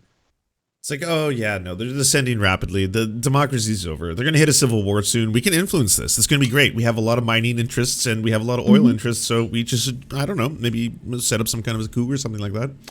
I have a breaking, wild piece of news, everyone. Mandela Barnes, within 5,000 votes, is clearly closing the gap against Ron Johnson of the GOP. One of probably the most unexpected things to happen, I would say, in the last little bit. We are now that would hands down be the upset of the night. Yeah. We are currently 50.09% to Mandela Barnes 49.91%. Holy shit. With we got two, well, I'd say between 2 or 3% left in the votes. That could be closed. If it's under 5K, that could be closed. That would be outrageous. Well, color me surprised. Good gravy. For the Senate results officially, we have 48 Democrats, 47 GOP. What? It could be the Democrats walk away with the Senate. And for the House right now, we got 218 to 217. This was supposed to be a fucking blowout. Like, the House was, if you look at 538, he's going to suffer more, I think, for tonight than he did for fucking Hillary Clinton. They had 13 in 100 chances of winning right now. And we have the fucking House results being 218 to 217. That is like, I felt there was no chance. I don't have any hope for the House. Okay. It was not in my wheelhouse to even think about. And now this is in play. That is wild. Absolutely wild. Nate Silver is not a great night for Nate Silver. Let's be honest. Nate Silver, once again, a bad night for Nate Silver, but a good night for democracy, which is better, in my opinion, for my assessment. Yeah, the last time it was a bad night for Nate Silver. I don't know if it was such a a great night for democracy. Yeah. Oh man. I mean, it is. I know I'm getting selfish here, but if we literally if we even tie the House, I will be like doing the Ric Flair strut all over the House. Hell yeah. Hell yeah. Yeah, I did not have that in the cards. That is wild. A little These guys were so cocky too. Everywhere you looked, it was like, oh, red wave coming. Even like people outside. Even I'm talking about like influencers and things like that. Regular normie, but plugged in, and not like not your average voter. I mean, like plugged in, but no one of any particular influence or anything like that. They were even like, that's it. We're going to turn this shit around. Patriots, assemble. It's like, I mean, nothing. Here we are. It's just like, I know why when I clip on Charlie Kirk's channel right now, why he's melting down. Why Jack Posobiec is like fucking on the verge of just being like, completely and utterly destroyed. Like the looks on their faces. This was supposed to be a sweep. And you know what's wild about this? Historically, the precedent was all the way for the right. Like, you are supposed to, with an unpopular president who comes into a position where the country is polarized, historically, case after case after case in the United States, it goes in the midterms towards the other party. They dominate. And so that's going into this ahead of everything else. In addition to that, you are supposed to be right now, the alternative to the sanity to everything that is supposed to be wild about the Democrats, and they're like the fear mongering, the high rates of crime, the fact that trans people are trying to like take your children, groomers, gay stuff, CRT, like they ramped it up. And crime especially, just like crime. Oh, and not to mention stoking the fears of like anti-white racism. Sending out flyers, being like, "Hey, fucking, they're coming for the whites. We got to stop. Look out! They're coming after white people. Let's go all in." Even with all that, everything stacked against you is turning out like this. Again, like the biggest thing I can point towards is abortion. I can't think of a single stronger factor. Like women, I think women may have just saved democracy. If I'm being totally honest. I hope this isn't the case, but let's consider this too. Okay. this is the first big election since Trump lost in 2020. How many MAGA faithful stayed home because they no longer trust the process? I mean, didn't Trump also make a statement maybe like a week or two ago about like not voting because it's rigged again? He's flip-flopped on this back and forth. He has not decided whether you should vote because you need to, or if you should forget it because it's all rigged anyway. He has flip-flopped on this left and right. Like, he just attacked Ron DeSantis the other day, and then he's leaving his polling place earlier this morning, and a reporter yells at him, "Did you vote for Ron DeSantis?" And he yells out, "Yes, I did." I mean, the guy's been all over the place. I don't know what his true feelings are, nor does it really matter, I guess. My take is that he'd be fine burning it all down to the ground, but he feels like he needs to play ball if he wants everyone to line up behind him when he wins the 2024 primaries. Blair, I don't know have you done videos on Steven Crowder before? No, I actually know very little about him, except for my understanding is he's just a right-wing troll with a podcast. Is that accurate? Failed comedian Crowder, he's really big. He's probably the biggest. He is the biggest like political YouTube pundit, basically. But I have an update. So they're watching this, obviously, what's happening live. Republicans, especially drunk Republicans and drunk far-right members like Steven Crowder, are getting very salty. And so apparently, while reacting to John Fetterman's victory speech, Steven Crowder got very angry, very tired. As he watched Fetterman's family in hoodies, he jokes that he wished Zimmerman was there, referring to him killing Trayvon Martin. That just happened live on Steven Crowder's stream. Oh my God. Yeah. Was that on YouTube? No, Rumble. Oh, okay. I was about to say, I wonder what YouTube thinks of that. Right, yeah. I think he's currently blocked from YouTube. Because he's a fucking white supremacist monster. He's a scumbag of the highest order. Right. This is the guy who recreated on video someone kneeling on his neck a la George Floyd to prove. Oh, that's that guy? Yeah.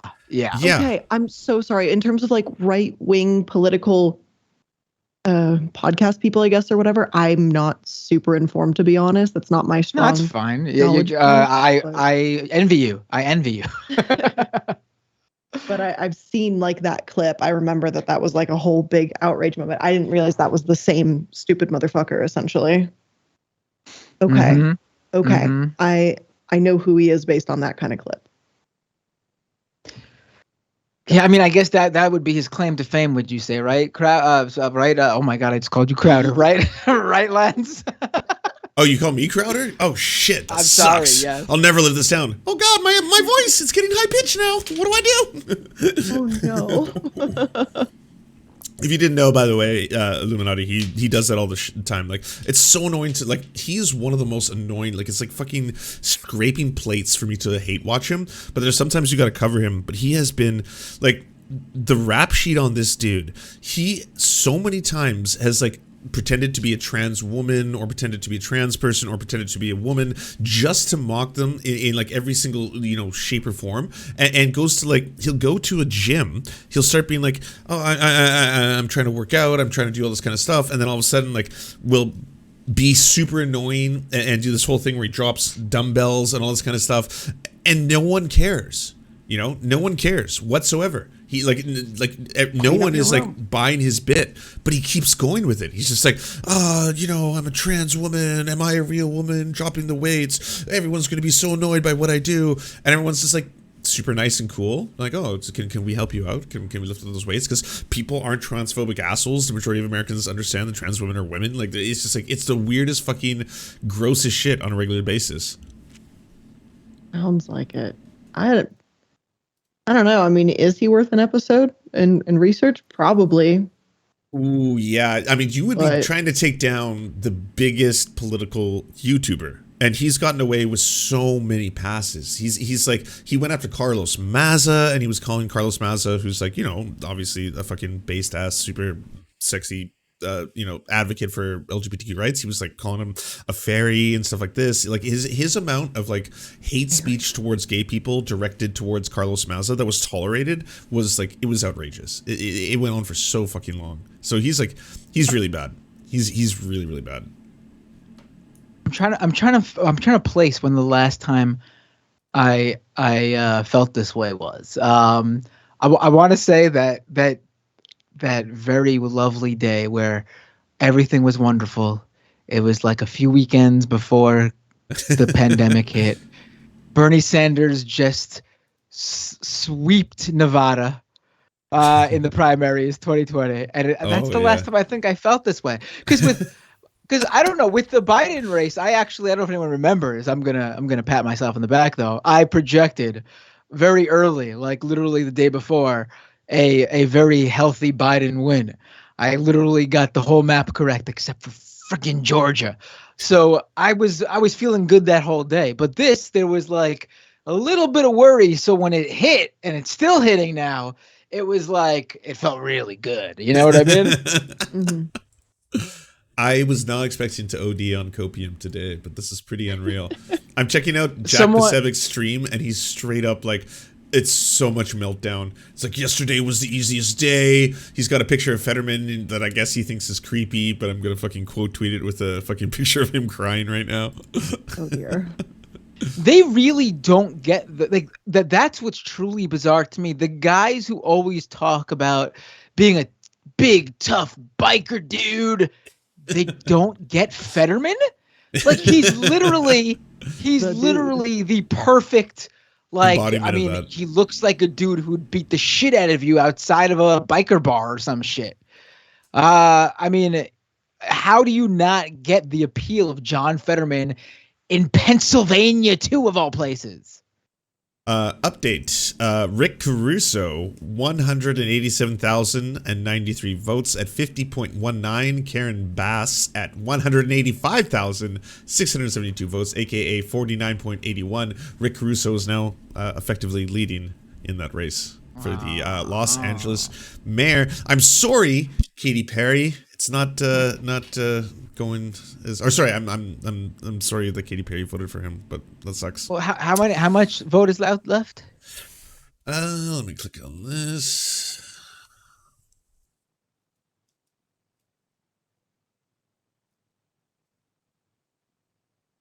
Little over 50%. Oh, there's still a long ways to go.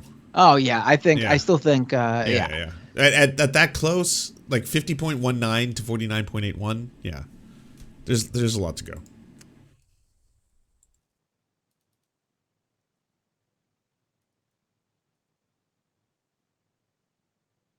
One Head is not happy about Fetterman winning, really? Who's not happy? One Head. Oh, of course. She's a friggin'. I don't want to get you banned on your Twitch stream. I don't get the appeal from anyone who's not a right winger on her. I mean, literally, just look at her history. She is no. Why? What is she saying about Fetterman? I'm blocked, by the way. You're blocked. She blocked me because she posted a picture of Dr. Oz, and it's a picture of Dr. Oz, and it says "Lost to a man with a fried brain." Oh wait, yeah. She really tweeted that? Yeah, she's a bad person. It's on screen right now. Oh, yeah, no fucking shit. I see that.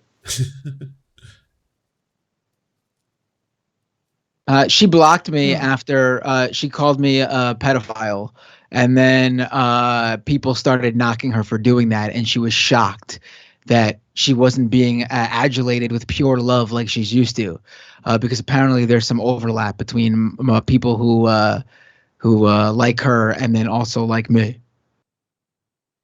Wait, why did she call you a pedophile? I can't remember. It was simple. It was some culture war bullshit. Oh, was that? I think it was over that stupid Netflix movie that the right loved having a mortal panic over. That's so ridiculous.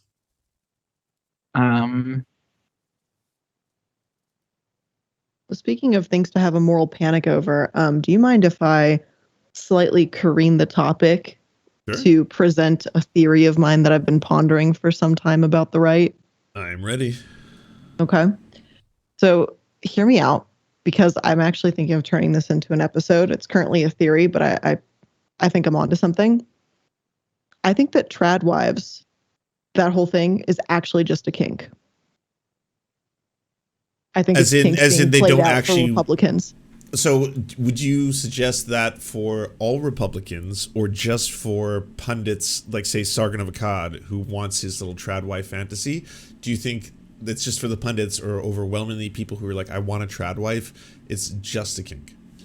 I think it's for the extremes, and I think they're trying to normalize kink behavior, and literally it is essentially dom and sub behavior, but they're trying to dress it up and Republicanize it or whatever.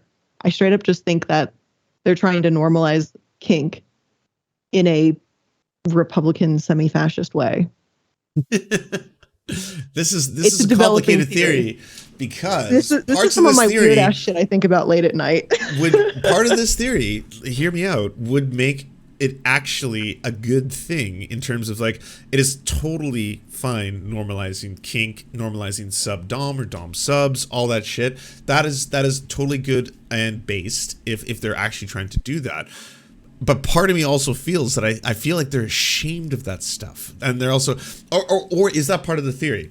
Are they so ashamed? Is normal BDSM stuff bad, right? Because it's liberating for both parties, which in their world is a male and female, right? Yes. So this, instead of having like a contract, it's a wedding ring, right? So now it's normalized because that's accepted and good and part of society for the woman to get married and have children.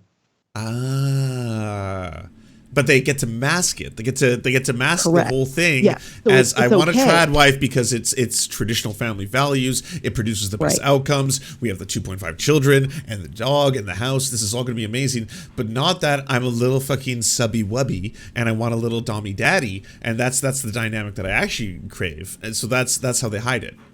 Exactly. I see someone in your chat on Twitch saying Bible approved kink. Now, of course, this is like, I'm totally just Bible approved kink. I love that. Antelope Witcha. That's great. Okay, Illuminati, can I feed you a bunch of clips for this video should you make it? Because I got a boatload of evidence. I got a motherfucker, okay? I got an individual who is a hardcore, he calls himself a MAGA communist. He screams into his microphone. He turns his decibel up to +10. His name is Infrared. And he went on a dating show on Twitch. And the woman who debated him on this Twitch dating show lit him the fuck up. It is one of the funniest hours you will ever see in your life, where she's just like, you're just a little subby wubby. You're not actually conservative. You don't want to dominate women. You just want to be fucking pegged. You're a little peggy weggy. And like, he got so mad in front of thousands of viewers. She gets thousands of viewers when she does this shit. It was one of the funniest fucking things on the internet, and he's never lived it down. He's never been to escape it. Wait, who is this again? Infrared Haas. He tries to do this machismo shit where like he's always like flexing, I'm alpha, anyone who gets spanked is a beta, men are fucking cucks if they do like subservient shit to women, all this kind of shit. But like at the end of the day, he's a subby wubby, and like she blew him out of the water. Qbot, like big shout out to Qbot. She was so good. I would say she's the best debater on the internet, to be honest. If you watch that 1 hour of her roasting Haas, it is so fucking funny. It is honestly one of the funniest things. So I think that could be a part of it. Like honestly, Illuminati, she got him when he was eventually he didn't know that women had urethras. that a urethra is directly below the clitoris, and then below that is the canal. He didn't know any of that shit, and then he was like, so what, do women like pee out of their buttholes or something? And she was like, oh my god, you're a little you're a subby wubby who doesn't know anything. This dude is like online, he's like, I'm a titan, I'm a fucking, Goliath of the internet. I destroy all the libs, I destroy the left, I destroy the right, I'm the greatest man. And he has enough of a following that it's hilarious, that it's honestly one of the funniest things in the world. But he didn't know, and like she got him, and she's like, he started calling it two-hole theory. He's like, what women pee out of their butts, what's going on? And she's like, no, there's a difference. She's like, do you not know what a urethra is? Like, what is going on right now? And he's like, do they put the pee in the wheat? Like, it's so funny. So this if you want it, I will give you the clips, because I got evidence to your theory. Yes, I have direct evidence of this. This isn't a topic I'd probably bring out until maybe February because it's going to take me a while to kind of build this. But this is just one of my crazy freaking ideas. Maybe it'll never be a topic. Maybe it will. But I'm like, something's. I feel that it's kink behavior, and it's not even well-behaved kink behavior. So I think you have something. I don't know. I don't know. I think it's possible. I don't know. Look, maybe it's me just making them uncomfortable because they're so uncomfortable with kink that calling their marriage a kink is enough to piss them off too. That's also possible, but I just think it's kind of interesting. There's a lot of similarities when you break it down. So it's true. And it's weird. It's like every element of what the trad wife is supposed to be. So it's subservient to men. You're basically like a pod to be fertilized, and you cook and you clean, and you're basically a servant to the man. Well, all that shit, it does scream that I want, to be involved in some pretty kinky shit. Yeah. Well, and it's funny too, because it seems like every person that I've like seen on the internet that like this whole trad wife thing or whatever, they don't know how to cook either, which has always been really interesting to me. I think it's also just like a subservient thing. Like they just want a woman who, aka quote unquote, no, I don't think it's a sexual thing even. I think they just want to feel like alphas, a woman that knows her place. Quote unquote. I don't even know if it's a sexual thing. Like it's certainly possible with some of them, but in the general sense, I really do get this feeling that it's just like I will feel emasculated if I don't have this trad wife who constantly does worse, because a lot of these people are very unhappy with their lives. Oh, yeah. So if they won't because of who they are, but they believe that if they find a wife that is better than them in anything, it will further emasculate them and make them even more unhappy than they are in their life. I think you're onto something with probably the psyche with some of them, but I think in a more general sense, I just really do think it's just like a straight up misogyny thing. Well, and that's fair too. Not a super well developed theory, but I mean, it's what, 12:30 in the morning, so I think I'm allowed to. Oh, it's 2:30 here. I mean, no. This is a fun stream. We're free flowing here. No one's well thought out. I mean, when Vaush came on, I literally didn't even realize till after he left. I was like, holy shit! I barely spoke when Vaush was on. I like took a nap. I got quiet too. I think you and I were both like, we'll sit this one out for a minute. Yeah, I'll use this opportunity to take a rest. I'm going to be honest. I think you are 100% onto something. I actually have a treasure trove of clips, videos from right-wing conservatives talking about trad wives that I think would fit this entire description. I think there's okay. meat to this. Okay, so like, hear me out, right? I'm going to just be way too TMI here for a minute, but not like in that way, but kind of. So I'm pretty familiar with the kink community for, I think, pretty obvious reasons that people can piece together. And in that community, there's a subsection of people that they're not my vibe, but I respect them, right? And there's the dom sub thing, but then there's like this extra level to it where people like, and it's usually women, not only want to be so submissive to their partner that it's like just in the bedroom, but it's the entire life. Like, I know there's like, I feel like there's always a friend in every kind of group of women that is into like those smut books where it's like they get kidnapped by a vampire, and like put into a house or something. And then through like Stockholm syndrome, they end up loving the dude or something like that. And that's where I was kind of going with the trad wife thing, because it's not just in the bedroom. It's your entire life is controlled by this dude. Like that's your master. You're the slave. It goes beyond just the bedroom. It's like your entire life is encompassed around serving your god or whatever, essentially. And that's where kind of I started thinking about this, and I was like, that might be a thing. And the funny part of it is they'll hate that comparison, which makes it even better. What else? Because they're like, no. This is a God-fearing thing we're doing. This is marriage. It's sanctimonious. Blah blah blah blah blah. But no, it's a kink, baby. Well, I gotta break our conversation right here. This is crazy. I mean, this is very, this is local politics, but Michigan State Senate has flipped Dem for the first time since 1983. You're kidding. No. What? Fuck yeah. What?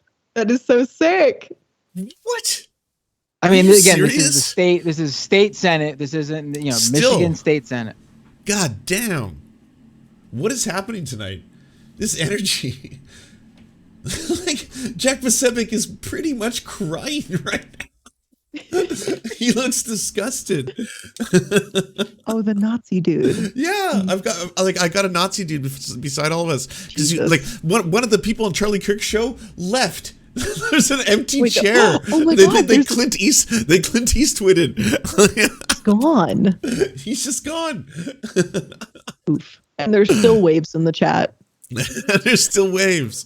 Yeah, I don't blame you. If I was in some kind of like, hey, yo, it's me, it's the Illuminati, Matt Binder, Chapo Trap House, we're doing this big stream or something like that, and then all of a sudden it was the worst election night possible, like when fucking Bernie lost, and then the chat was just filling up with fucking, suck it commies and all this kind of stuff. I would straight up be like, all right, you know what? I don't want to be here. This is not fun. It's not fun. Yep. I'm gonna walk away. This is a weird night. We were supposed to have a fucking Bernie Sanders avalanche. I mean, what's going on here? I don't understand this. It's not playing out, But fuck me.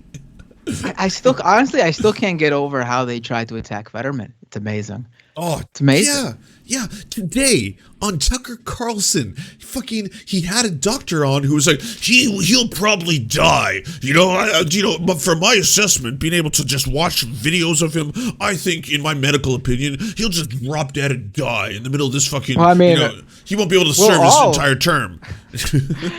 We're all gonna drop dead and die, really. I mean, well, yeah, we will, but not in the next, ideally, 4 years. Right? And I was like, this is wild. Like, even at its worst, even if you want to say that people were like, and this was huge amongst the libs, okay? The libs definitely were all about, like, Trump is, he's cognitively impaired, he's unable to speak English, he's got, some kind of, maybe a syphilis, I don't know, but something's wrong with him. Even at that height, I don't remember fucking Joyanne Reid or something coming on a fucking microphone and being like, Trump's he's gonna die tomorrow, he's gonna fucking, like, look at how bad he is, like shit like that. It's like, no, like, but the desperation, it was like, they were doing everything. They tried every technique. If you look at the entire fucking Fetterman campaign and everything that took place, every step along the way, Dr. Oz, at one point or another, was just straight up like, this guy is apparently evil because he wants to give you healthcare. This guy's evil because he wants to have non-violent marijuana offenders get out of jail. This guy's evil because he knows AOC. This guy's evil because he knows Bernie Sanders. And everyone's like, this shit is all based. Like, are you kidding me? What tricks do you have left? And it's like, oh, well, how about I can speak poor. I can do the pores. Crudité. Like, fucking, I'm going to grab my broccoli and fucking asparagus. Asparagus and fucking salsa. That shit broke me. Y'all.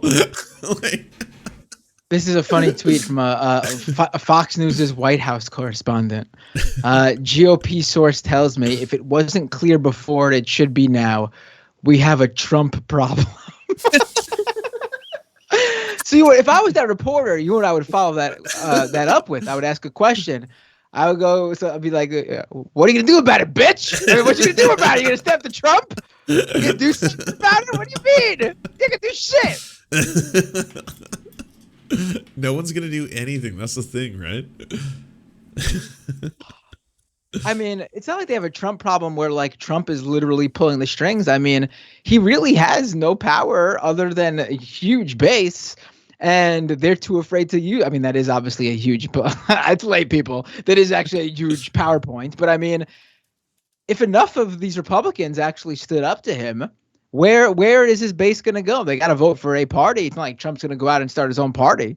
Yeah, it's true. I would love that.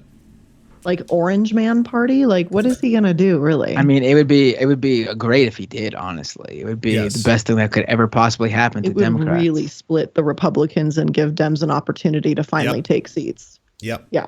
It would transfer control to the Democrats in so many different ways. They could start to restack fucking the justice system, stack the courts, start putting a whole bunch of people into fucking, the positions of power. That would be massive. It would be such a gift. Please, Trump, create your own party. We're begging you. Yes, I beg you, Trump, create your own party. Someone has to go undercover as like a huge MAGA guy. Convince Trump he's like some tycoon from like Montana or some shit, and just convince Trump that he could easily start his own party, and you, the Montana tycoon, is gonna bankroll it, and then just get him to do it. Oh my God, y'all! Can you see this on my stream screen? Look at Roger Stone and Mike Lindell. Apparently, Mike Lindell is screaming nonstop on his stream right now. Just like, Jamaican voting system strike again. Venezuela has come. The reckoning is happening. Obey the storm.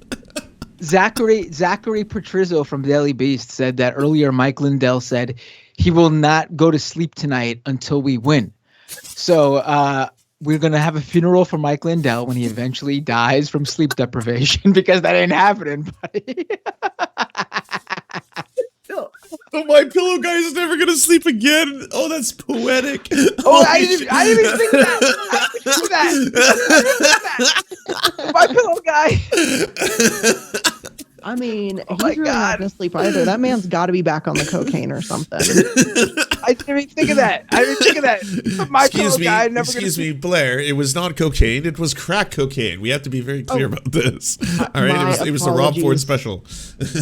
Apologies. I don't know the specifics of drugs. My bad, Chief. Oh my God, I can't believe that. I'm never gonna sleep until the election changes. God, that's Freddy Krueger shit. That's Nightmare on Elm Street. We must never sleep again, unless the blue wave. Oh, I'm sorry. Let me get the quote right. I am staying up all night till we win. It's not as funny, but it's the equivalent. He literally said he's not sleeping. Oh dear. I'd like to issue a correction. The Charlie Kirk show, the empty seat has been replaced. It could have been, it was a very long gap. It's been, I'd say, close to 25 minutes. So that's probably longer than, say, a little doing some lines in the bathroom activity may constitute. He does look very intense right now, though. So that also could be a possibility. He has gone from being very depressed to gritting his teeth and typing furiously on his phone and laughing kind of maniacally. So those are the updates on the Charlie Kirk stream. But Jack Pacific, he's licking his lips and he's like, his eyes are barely open. I've never seen him this fucking down. I gotta be honest with you. I've been fucking monitoring that Nazi for a while. I've never seen him this depressed. Yeah, that's a defeated man. And good. And good. It's good when Nazis are sad, I'll be honest. LA update. Apparently Karen Bass up ahead again. Oh, really? That's terrible. Huh. Terrible? No, she's up ahead. Oh, she's up ahead. Oh shit, sorry. Yeah. Oh fuck, hell yeah. Oh, goddamn. Suck it, Katy Perry. I hate to say it, but if we're saying suck it to Katy Perry, I mean, I might, maybe I shouldn't, but get it out, man.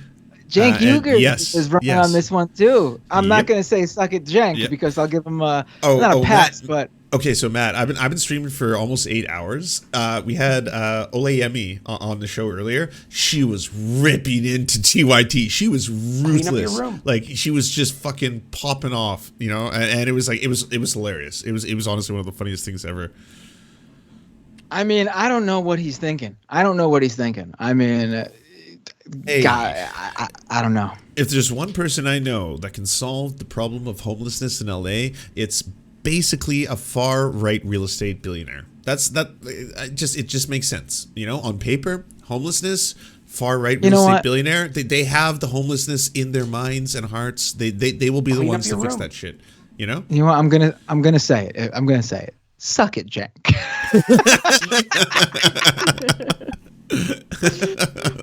I mean, I don't know what he's thinking. But really, it doesn't make any sense. So if you look out to your city, because I live in Vancouver, we have one of the worst fentanyl crises in the world. The downtown east side of Vancouver is one of the highest concentrations of extreme poverty and like just entire tent cities in the middle of the fucking streets and shit like that.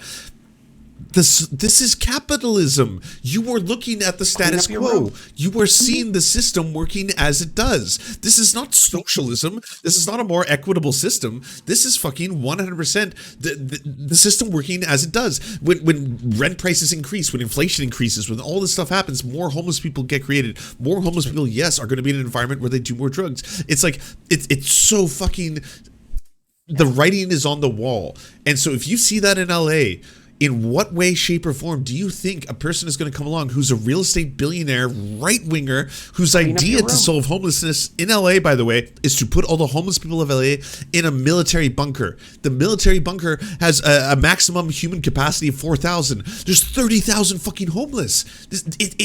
I could not imagine it's going to be a concentration camp. That's what he is proposing. Why do you think that will solve this problem? You know, it is baffling to me. Yeah. I 100% agree. You know what else is baffling to me? It's late. I'm feeling frisky. You know what else is baffling to me? been working in some shape or form for the Majority Report for over 10 years. Have never been invited on any TYT show. Do you believe it? Are you serious? You've been invited on Tim Pool's show. You were with Lauren Southern, Lauren Chen, Destiny, Actual Justice Warrior. Was Sneeko there? I don't know. It sounds like a thing he would have participated in. Wait, Sneeko was there? You met Sneeko? What? Oh, sorry. I thought you said Sneeko was in your stream. I was like, did you have all those people? No. Oh, okay. No, I'm just letting it fly. You know? No, I mean, whatever. They did cover my Jimmy Dore thing. I still didn't see that video, but apparently they uploaded it yesterday. They had a whole segment on the Jimmy Dore sock puppet account. Oh, nice. That's awesome. I'm assuming it's Anna doing it, though. I have not seen the segment. I can say, like, a lot of the people who work at TYT, I am very friendly with, and I do enjoy, and I respect deeply, and I've had a lot of them on my show. I've been invited on to TYT multiple times. There's no part of me that is in any way, I think, aggressively offensive to say it's bullshit. It's complete bullshit that you would endorse a right-wing real estate billionaire tycoon. For a second, I thought you were saying it's complete bullshit. They never invited me on one of their shows. Oh, sorry. That too. All right, justice for Matt Binder. Hashtag justice for Matt Binder. Obviously, and for that entire fucking matter, Illuminaughtii too. I don't think Illuminati's been on TYT. Illuminaughtii has more subs than any of us. She's like 1.5 mil or some shit like that. I mean, like you're about 2 million followers. Yeah, but I don't really kind of run like the live stream, circuit. Fair enough. I stay in my corner and just research. So fair. I get to kind of, I guess, hide a little bit, or not like hide. I'm not hiding, but did I hear earlier? I'm sorry, I'm not too familiar with your work, but did I hear earlier that you do scams and stuff? You cover scams and things? Oh yeah. Yep. Like if you'd like, I mean, I would have way more to gain from it than you based on your YouTube followers. So I totally understand if you don't. But if you like, I mean, I do a show called Scam Economy where I cover crypto scams. I would love to do a collab. Yeah, cool. Down. Absolutely. Oh, that would be lit. It's really fun. I've been on a couple of his shows, Illuminaughtii. He's it's a great time. And also, you haven't been on Scam Economy yet, though. You've been on Doomed a bunch of times. And I do know a lot about crypto too. I was gonna say though, Matt, she's got like really, really good deep dives into fucking multi-level marketers, fucking like, the NXIVM cult. Oh, so much cult shit. Like if you want a YouTube channel that just like fucking rips cults apart, especially ones you may not have heard of, and then all of a sudden it's like, what the fuck? Like, like what was it? Not the Church of Satan, the Satanist Church. I forget which one is the bad one, Blair. Oh, the Satanic Temple. Yeah, the Satanic Temple. Thank you. Every single one of those, Matt, it's just on point. It goes deep, and she's like you in that she has all the receipts. Like she brings receipts to the table, and that's one of the things awesome. that I respect about like Blair, and I would like super important. What's the channel again? I swear I've seen your logo, it's but what's iilluminaughtii? If you just type in 2 eyes on YouTube, it'll autofill because it's spelled funky. But yeah, every single episode, I link all my sources. Every video, there's like a giant list of somewhere between 30 to 60 sources, depending on, what went into it. That's like really important because when someone wants to, fight you, they just go, oh, you're biased. Oh, you just left lean, whatever. I go, here, why don't you take a look at all these sources and get back to me, Chief? Like, why don't you take a look at the lawsuits? Take a look at, the articles, and then let me know what you think later. All right, cool. Let's I don't I gotta looks like I have to watch a ton of these videos. Jeez, this is good stuff I'm seeing just from the thumbnails and the titles. Well, thank you. No, because this is literally like, there's not enough people on the left, obviously, mainly cover politics, and sometimes I feel like, I cover a lot of tech stuff on my show, and obviously within this lens. Same with scam economy with the crypto stuff. Oh, yeah. And it's like I feel like a lot of lefties just obviously politics is super important, but just focus on that and miss out on all this other stuff. Like, look how Elon Musk just came into Twitter, and I mean, look how that has reverberations down the line into our politics. But a lot of people don't know Elon Musk's background. A lot of people don't know that fucking Elon Musk is a product of the Obama administration's propping up of all of these these green energy type companies back in the day, and that literally Tesla was going. Elon Musk was basically cash strapped back in like 2009. Tesla was doing shit, and then the Obama administration came in and gave him a couple $100 million, and now here we are. Oh, even before that, he was doing the fucking the rooftop like things that were supposed to be like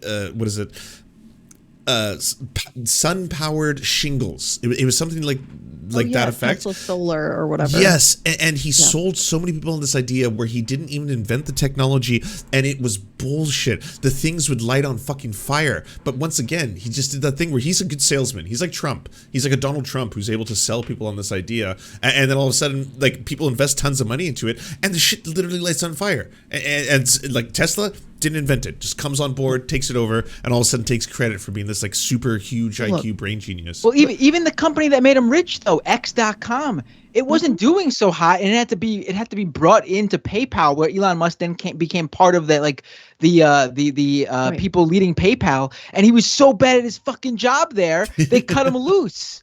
He lucked into his role in life, although I know there's the whole his dad owned an emerald mine situation, so he already had money and advantage over other people. But yeah, Elon Musk, like anyone, when I see the fanboys, that Elon Musk is God and all these things, make no mistake, this man is pretty explicit in being a piece of shit in every step of his life. True. I mean, when you look, for example, I think a really kind of recent one is the whole the tunnel situation under LA. It was him speaking that out into the universe to stop the high-speed rail system. Because why? Because he owns a car company. And do you know what happens if people start using high-speed rail? They won't buy his shitty fucking cars that set people on fire inside of them. So obviously, or smash into kids. Yes, or smash into kids. Yeah, absolutely. That's great system. Great from Tesla. Great work.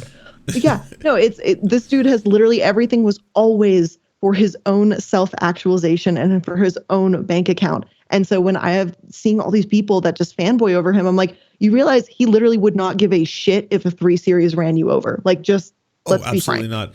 Like like when you see the Elon Musk, like, I don't know, weird nerds who on the internet are like, he can do no wrong, he saved the planet. It's like, no, he's actually bad for the planet. I'll explain why. Yep. Like he has proprietized electric charging and also monopolized it so that he gets to create the system where electric chargers are fucking Tesla chargers across the grid. This is a capitalist, like, through and through, who's like, I want to have the ability to have the electric charger. This is my thing. If you had a universe universal electric car charger everywhere across America, that would be a beautiful thing because anyone who needed to use it could use it whenever they needed. But he was fucking the asshole who's like, I'm going to be the proprietary fucking controller of this shit. So he's actually operating in the opposite way. He was just smart enough to ride this wave right before everyone was like, oh, the planet's burning. We should probably not do the whole car thing as much anymore. Gas is probably not going to be the best thing going forward. Absolutely. And then, I mean, he also makes a lot of his money off carbon credits, which is terrible. Yeah. And then don't forget those batteries that are absolutely terrible for the environment too. Yes. I think it's Honda is out here trying to create hydrogen-powered cars, something that's actually going to be useful to our environment and society if we can actually make that being a regular thing. But he's out here with these giant lithium batteries that are breaking all the time. They have to be constantly replaced, that the lithium is being mined unethically from, children in Madagascar or something like that. There are children that are mining this shit. I was going to say other things from Bolivia as well.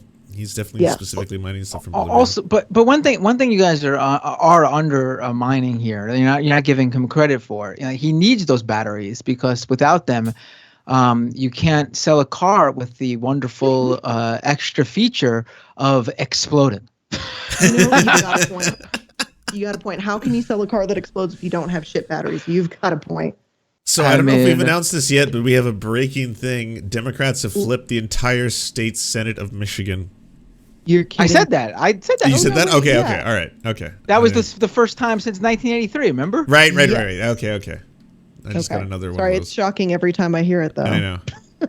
I'm disappointed. I was expecting something new. Give me something new. Yeah. Don't come back until you find something. Yeah, we're just recycling the classics.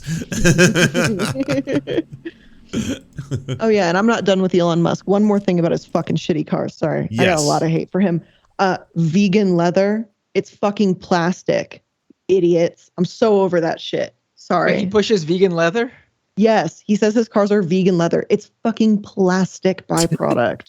Well, come on, that's good marketing. That's just good marketing. Rather than say I have a whole bunch of pleather or some other material, it's like no. This is vegan leather. It's better. Okay, it's like leather but vegan. Yeah, you don't have to eat it. Or you can eat it. Vegans, mow down. You got some nom coming up. You just someone pulls up a Tesla. You just get down on those back seats, son. Like, meal plan using the back of a Tesla car. But no, yeah, Elon Musk sucks. I hate him. There's nothing redeemable about him, and I don't think history will look upon him kindly. No, I hope. I mean, his idea for Twitter is hilarious. I published a piece today. In Mashable, looking at all the data and revenue and math that I could possibly find to break down every scenario where Twitter Blue, his $8 subscription service, makes him money.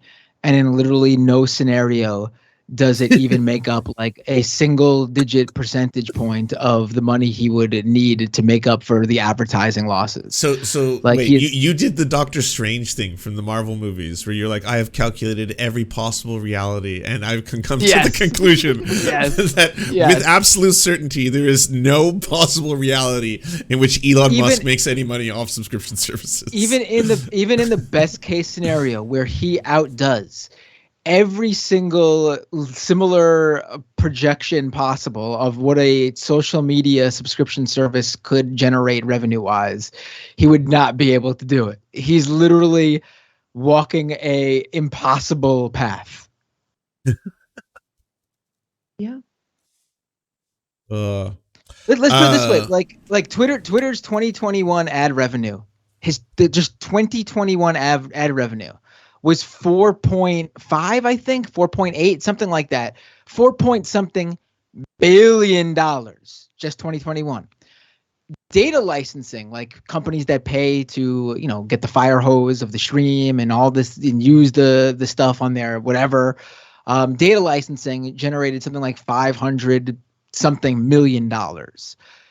Since Twitter has launched, they have only generated around something like $8 million in user subscription revenue.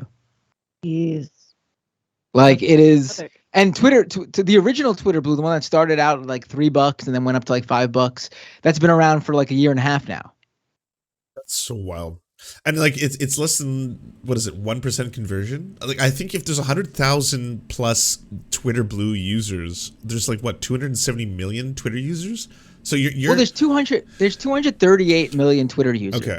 But if you look at what Twitter Blue is offering, it's not like YouTube Premium, where like, or whatever YouTube's thing is called, where like it's features for the viewer. Yeah. Like if you look at what Twitter Blue is actually offering, what Elon Musk is adding to the package, it's for Twitter users who are creators. Like why would someone who just checks Twitter and scrolls through it to like read their favorite tweeters or whatever, why would they care about a verification badge or priority in replies when they don't fucking post to begin with? Yeah, so that makes perfect sense. You have to take what this is from Twitter's actually right before Elon Musk took over. Twitter released to